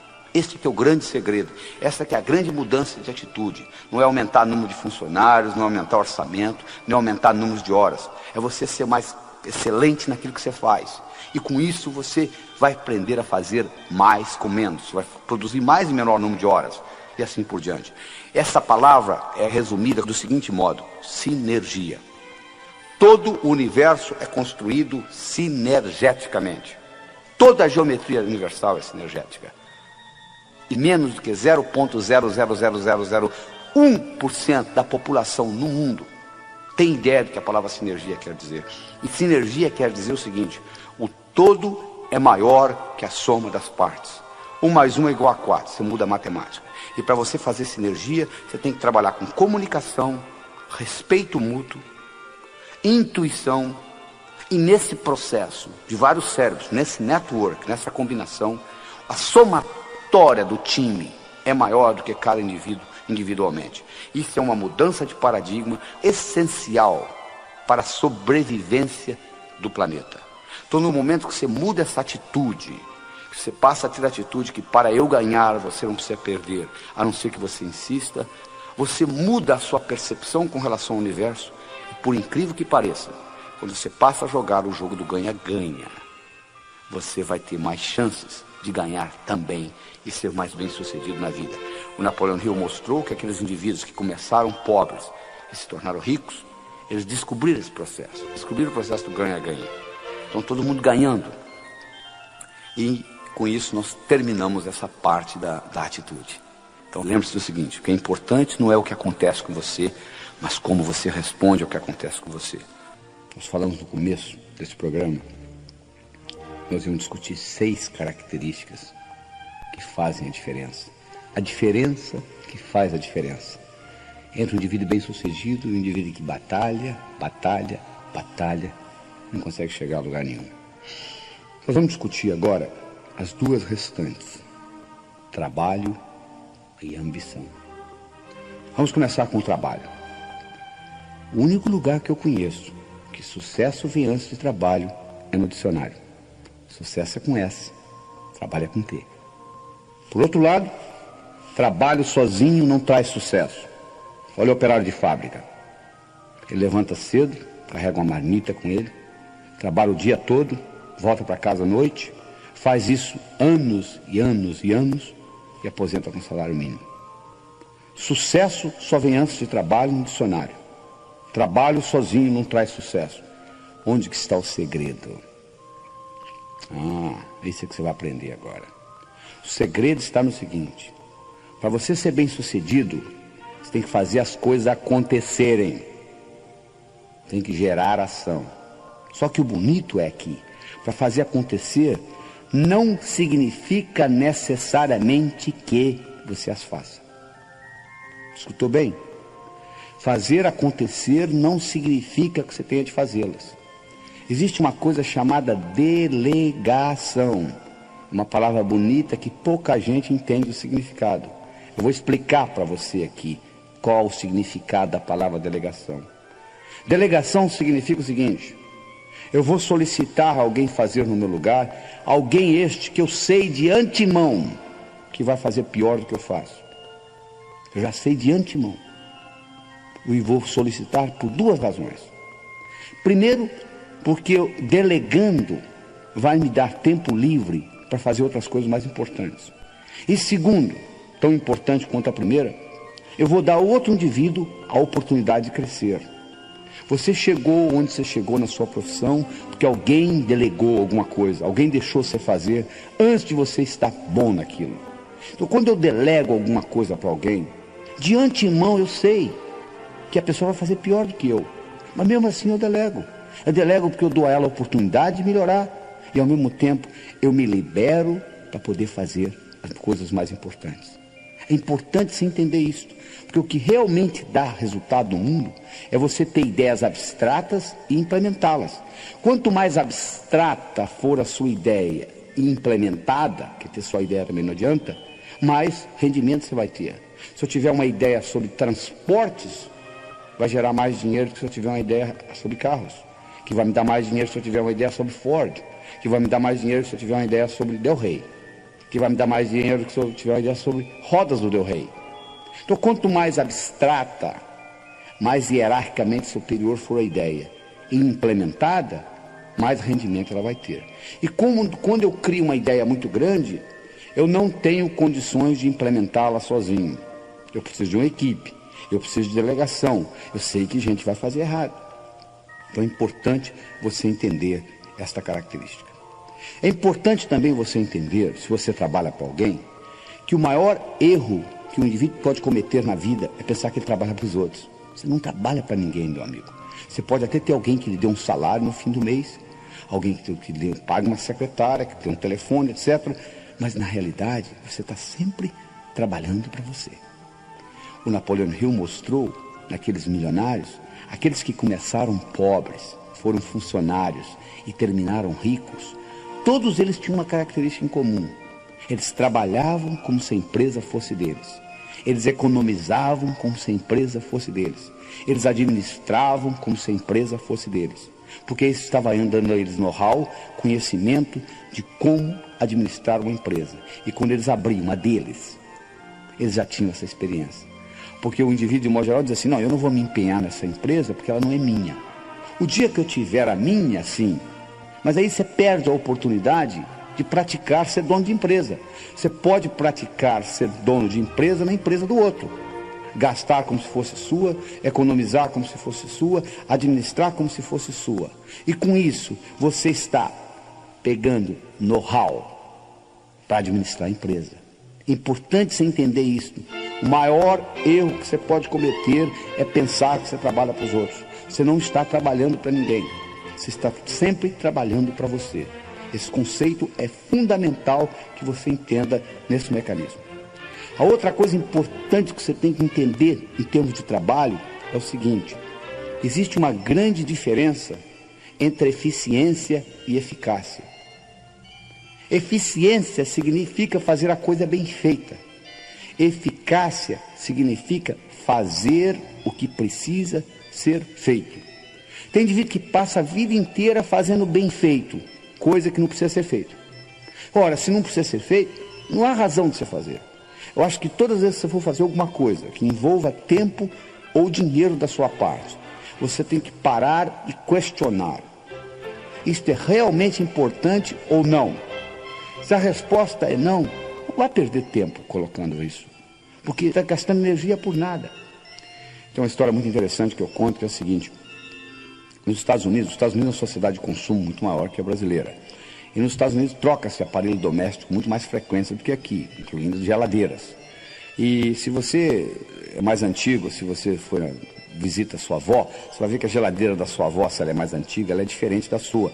Ela tem uma tranca. na porta, né? Que as geladeiras mais modernas hoje não têm. Mas essa geladeira, nos Estados Unidos, houve uma situação, uma época, em que aquelas geladeiras eram mudadas, renovadas, então a geladeira velha ou ia para o junkyard, ou ia para o ferro velho, ou ia para o basement, que é o lugar mais baixo da casa. E as crianças gostam de brincar com aquilo. Então aconteceu 3 ou 4 casos, praticamente numa semana, por coincidência, onde crianças americanas, de 3, 4, 5 anos, brincando, entravam dentro de uma daquelas geladeiras e a porta batia e elas ficavam presas. E morreram asfixiadas. Então foi uma grande confusão nos Estados Unidos. E eles resolveram fazer o seguinte, criar uma tranca de dentro para fora também, para poder abrir a geladeira, caso alguém ficasse preso dentro da geladeira. E montaram um sistema onde eles iam ensinar todo o jardim da infância como fazer isso. Na hora que estava prontinho para começar, veio um sujeito e disse, para. Não precisa nada disso. Coloca um imã na porta da geladeira, como você tem hoje na sua casa. Quando a porta fecha, o imã segura. Se alguém ficar preso lá dentro, é só empurrar com o pé, abre. O cara disse, mas eu já estou com tudo montado para ensinar. Disse, mas não precisa. Olha a diferença. Eficiência. Eu estou com tudo montado para ensinar a todas as crianças do jardim da infância como abrir geladeira de dentro para fora. Eficácia. Não precisa. Então, eficiência é fazer bem feito. Eficácia é fazer o que precisa ser feito. Quando uma coisa é realmente importante, vale a pena fazê-la mal feita. Isso é que você tem que entender. Então, você tem que entender o seguinte, todas as vezes que você for fazer alguma coisa que vai requerer tempo ou dinheiro da sua parte, pergunte, isso é realmente necessário ou não? Se a resposta for não, não perca tempo. É importante você entender isso. É importante também você entender no seu trabalho que se você tem a função, se você quer ter a função de líder, existem certas características de liderança no trabalho.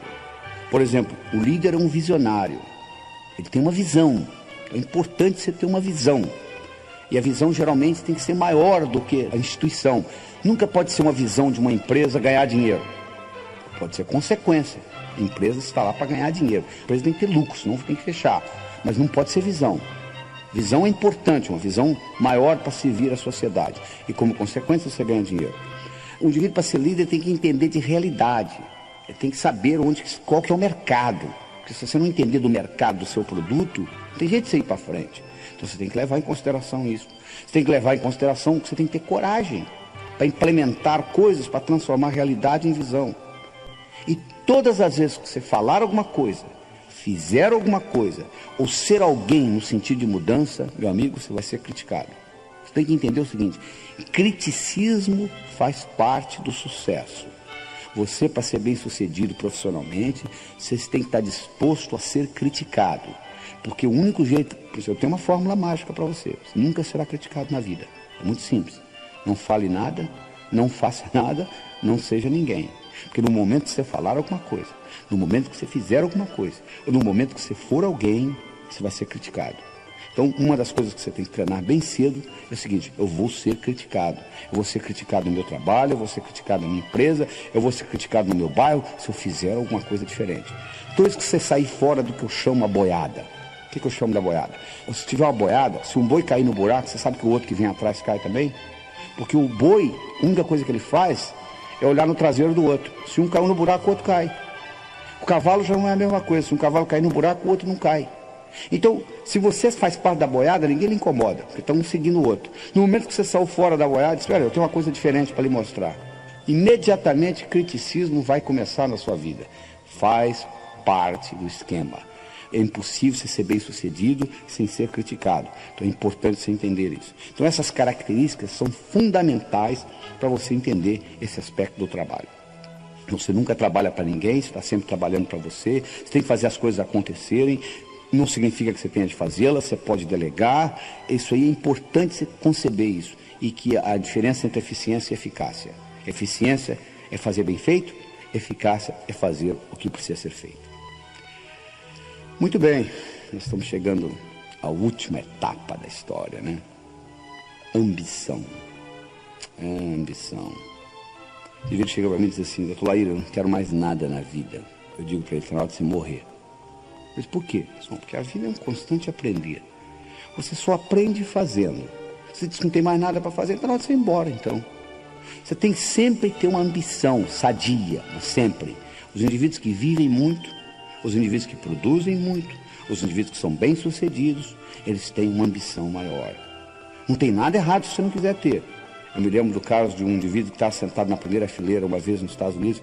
Eu estava dando um curso, um indivíduo de 60 e poucos anos de idade, assistindo esta apresentação que eu estou dando aqui para você. E ele levantou a mão e disse assim: doutor, as suas ideias são muito interessantes, eu estou escutando aqui quase 2 horas. Deixa eu contar para o senhor uma coisa. Eu dirijo um carrinho de biscoito, eu entrego biscoito nas padarias. Eu abasteço o carro de manhã e vou de padaria em padaria entregando. E eu volto para casa, lavo o carro, preparo para o dia seguinte. Eu estou fazendo isso há mais de 30 anos, estou quase me aposentando. De modo que essas ideias do senhor são muito boas. O senhor quer saber de uma coisa? Eu vou continuar dirigindo meu carrinho de biscoito. Eu falei com ele: meus parabéns. Alguém tem que dirigir o carrinho de biscoito. Não tem nada errado no senhor dirigir o carrinho de biscoito. O que tem de errado, meu amigo, é que tem muita gente que no fundo, quer dirigir carrinho de biscoito e culpa a sociedade, o governo, a inflação, porque não vai para frente. Se você quer dirigir o seu carrinho de biscoito, dirija. Mas não culpe os outros. Por que você não consegue outros cargos? Pessoas, chefes, patrões, podem lhe segurar temporariamente. Você é o único que consegue segurar você definitivamente. Você não consegue segurar um sujeito bom lá embaixo muito tempo. É uma coisa que você pegar uma bola, colocá-la na piscina e segurar a mão. Vai chegar uma hora que a mão cansa, a bola sobe. Se você é realmente bom, independente do governo, do patrão, da inflação, da empresa, você vai subir. Essa é a realidade. Agora, se você quer dirigir carrinho de biscoito, dirija seu carrinho de biscoito, alguém tem que fazê-lo, não tem dificuldade, não tem problema. Ah, mas doutor, eu não tenho opção, porque é o jeito que eu trabalho. Não, opção você sempre tem, meu amigo. Eu sempre digo o seguinte: se você está insatisfeito na vida, você tem sempre 4 opções. Primeiro, saia. Deixa a empresa. Ah, mas eu não posso, eu sou pai, eu tenho filhos para tratar. Tá bom, então mude você. Se adapte à empresa. Ah, mas está muito difícil. Então muda essa empresa, muda o sistema da empresa. Ah, não tenho poder para isso. Então sofra. Faça o que a maioria faz, sofra. Você sempre tem opção, você tem 4, olha só. Você pode sair da empresa, você pode mudar a empresa, você pode mudar você, se adaptar à empresa, ou você pode sofrer. Não fala que você não tem opção não, que a opção sempre existe. Sempre existe. Agora, se você quiser fazer coisas grandiosas, você tem que ter uma ambição, tem que fazer o impossível. O impossível. Sabe o que é impossível? O impossível é aquilo que ninguém faz até que alguém faça. Isso aqui é impossível. Em 1964, um estudante de medicina inglês de nome Roger Bannister correu pela primeira vez 1 milha em menos de 4 minutos. Até esse evento, era impossível um ser humano correr 1 milha em menos de 4 minutos. Até que Roger Bannister correu. Depois que Roger Bannister correu, nos próximos 12 meses, 19 outros atletas correram.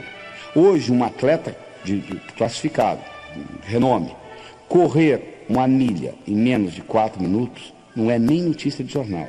Olha que interessante. Uma coisa que era impossível até 1964, hoje é cotidiano. É um atleta correr 1 milha em menos de 4 minutos. Era impossível você fazer a viagem de Portugal ao Brasil, uma caravela em meses. Hoje você pegar um Concorde, você atravessa o Atlântico em 3 horas. Era impossível isto há 100 anos atrás. Hoje é comum. Então você observa o seguinte: se você partir do princípio que é impossível, você não vai fazer nada. O impossível é aquilo que ninguém faz até que alguém faça. Isso é que é impossível.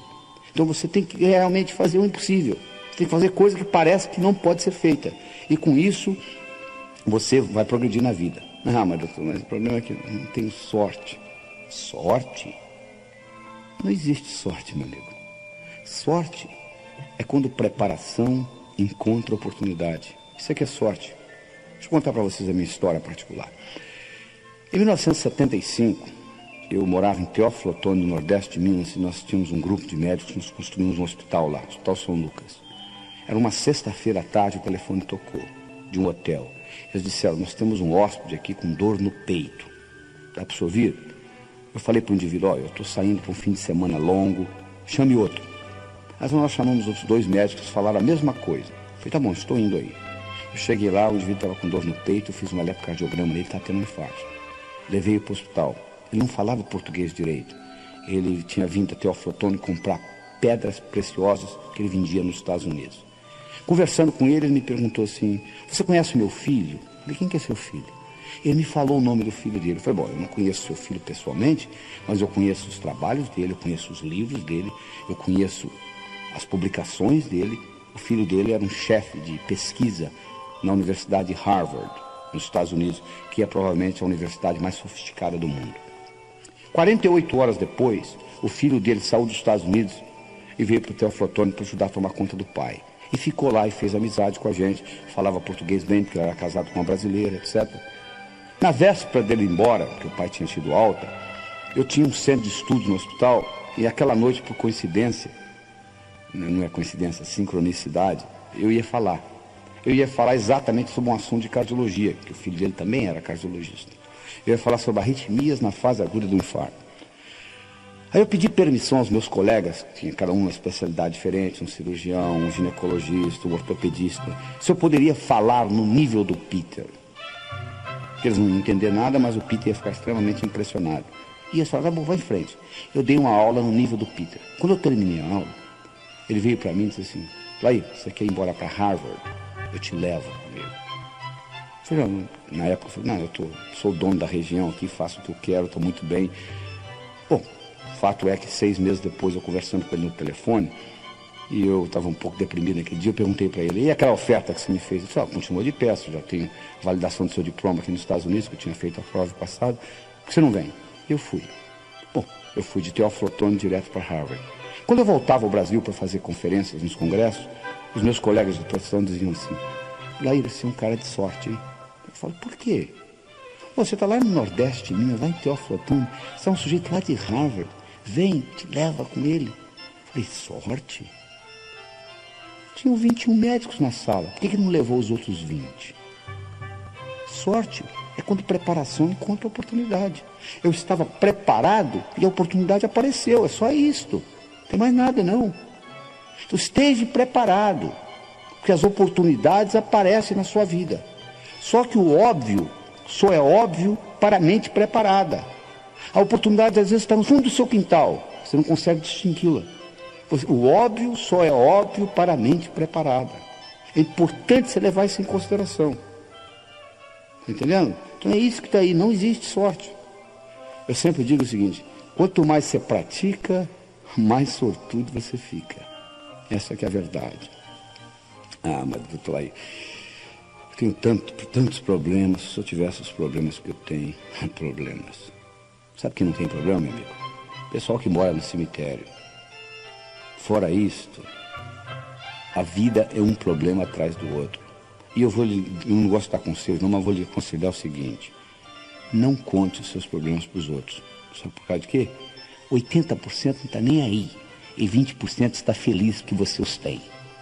Tá bom? Perder tempo contar seus problemas para os outros. Problema faz parte do viver. O segredo não é você ficar sem problemas. O segredo é você encará-los de uma forma diferente. Os seus problemas são os seus melhores amigos.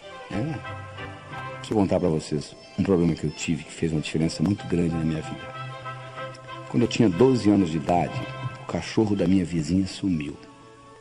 A vizinha veio e disse: Laí, você roubou o meu cachorro. Eu nem sabia que só tinha cachorro.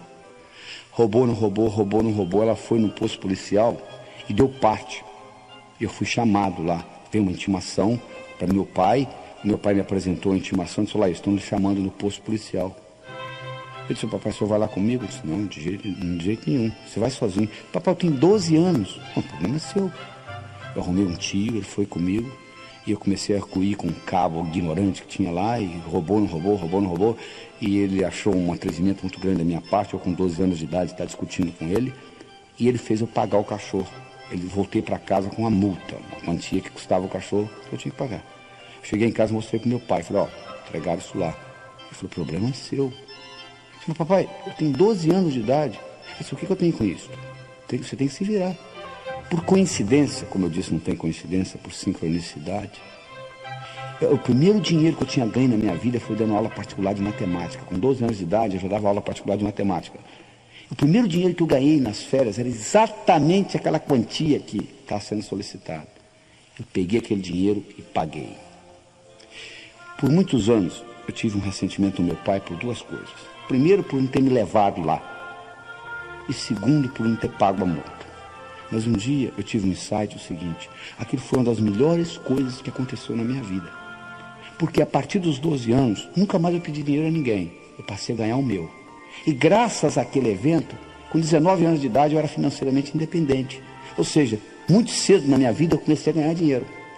Então, graças a Deus que o cachorro da vizinha sumiu. Não é? Aquilo que parecia ser um problema, na realidade, foi uma solução. Então, o que eu gostaria que você encarasse é o seguinte: quando você pensa que é um problema, talvez seja um modo do universo lhe ensinar e lhe jogar para frente.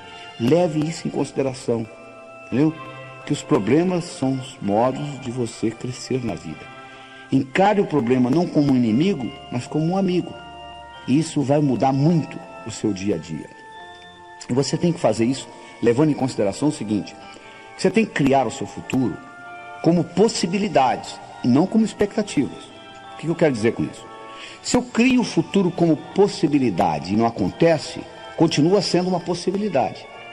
Se eu crio o futuro como expectativa e não acontece, eu fico frustrado. Então eu tenho que estar sempre criando como possibilidade. E à medida que eu crio como possibilidade, se não acontecer, continua sendo uma possibilidade. Isso é um trabalho que você tem que fazer dentro da sua mente. E finalmente, nós estamos chegando ao final dessa apresentação. Eu gostaria de discutir com vocês alguns aspectos práticos da coisa. Uma coisa importante que você tem que ter é boa saúde, né? Você, para ter uma mente sadia, você tem que ter um corpo sadio. Respeite o seu corpo. Eu posso pegar um Mercedes-Benz, colocar água com gasolina nele, ele não vai ter um bom desempenho. É muito importante aquilo que você coloca na boca. Presta atenção na alimentação, porque o tipo de alimento que você está usando vai ser usado como combustível para o seu cérebro. Como eu disse, se você colocar gasolina misturada com água, o Mercedes pode ser um Mercedes, pode ter um cérebro espetacular, não vai funcionar bem. É importante você levar isso em consideração. A alimentação é fundamental. É importante você levar em consideração que amigos você tem. Eu já disse antes, se você vive em terreiro de peru, é muito difícil você aprender a voar com águias. Você quer aprender a voar com águias? Fique no meio das águias. Procure amigos que são iguais ou melhores que você, para você puxar você para cima. É muito difícil você nadar contra a correnteza, principalmente com peso no pescoço. E tenha uma expectativa boa do futuro. Eles fizeram um estudo outra vez na Universidade de Yale, em Connecticut, onde eles pegaram 3 grupos de primeiro ano primário. Foram numa professora e disseram: ó, seu Deus, parabéns, esse ano você vai receber os gênios. Os alunos são gênios. Fizemos um teste de QI neles, a beleza. Olha que diferença. Foram na segunda professora e disseram: ó, esse ano você está perdida, porque você vem muito idiota para cá. Nós fizemos um teste de QI nas suas crianças, QI baixo, você vai ter muita dificuldade. Foram com uma terceira professora e disseram: ó, você vai receber o mesmo tipo de aluno que você recebe todo ano. No final do ano, aquela que recebeu gênios, exatamente gênios, passaram nota alta, não deram trabalho, criativos, inteligentes. Aquela que recebeu, coitados idiotas, teve um trabalho tremendo, não aprendiam direito, etc. Aquela que recebeu média, era média. Só que a verdade é que não existia nem idiota nem gênio. Tudo era a mesma coisa, eram os alunos que recebiam todo ano. Mas acontece que a expectativa da professora mudou. Aquela que tinha expectativa de encontrar gênio, encontrou gênio. Aquela que tinha expectativa de encontrar idiota, encontrou idiota. Se você tem expectativa de melhorar a sua vida, provavelmente você vai melhorá-la. Se você tem expectativa de piorar a sua vida, provavelmente você vai piorá-la. A decisão é sua e continua sendo sua. Eu gostaria de terminar esse programa com uma história. Eu adoro histórias, porque elas têm um poder muito forte na sua mente. São metáforas, passam além da sua mente crítica. Mas essa história é mais ou menos assim. Era uma vez, numa pequena vila da Grécia, morava um sábio. Sábio este que era famoso, porque tudo apresentado àquele sábio, até aquele dia, ele soube responder. Um dia, um jovem adolescente, conversando com um amigo dele, disse: eu acho que eu sei como eu vou enganar esse sábio. Eu vou pegar um pequeno passarinho e vou esconder nas minhas mãos. Eu vou levar para o sábio e vou perguntar para ele: diga-me, sábio, o passarinho nas minhas mãos está vivo ou morto. Se ele falar vivo, eu vou espremer e deixar cair morto nos pés dele. Se ele falar morto, eu vou abrir e deixar o passarinho voar. Ele pegou o passarinho, colocou nas mãos, levou para o sábio, olhou para o sábio e disse: diga-me, sábio, o passarinho nas minhas mãos está vivo ou morto? O sábio olhou para ele e disse: meu jovem, a resposta está nas suas mãos. O mesmo eu digo para você. Você está escutando essa apresentação por agora 2 horas. O que você vai fazer com esse conhecimento, eu não sei. A minha missão está terminando aqui. A sua vai começar. Isso pode entrar por um ouvido e passar por outro. E não ter nenhum impacto na sua vida. Ou você pode escutar essas fitas de novo, reavaliá-las com novos olhos, descobrir aquilo que você perdeu na primeira, porque eu oriento, você tem que escutar isso mais de uma vez só escutando não vai resolver, porque eu coloquei muita informação em curto período de tempo. Escute 1, 2, 3 vezes, analise, veja como você pode aplicar isso no seu dia a dia, porque só escutar e achar bonito não resolve nada, você tem que implementar, você tem que colocar em prática isso que eu estou lhe passando. Mas eu gostaria de deixar, finalmente com você, a seguinte mensagem: o seu sucesso, tanto pessoal quanto profissional, esteve, está e sempre estará nas suas mãos. Lembre-se do seguinte: intenção sem ação é ilusão. Ouse fazer e o poder lhe será dado. Até logo.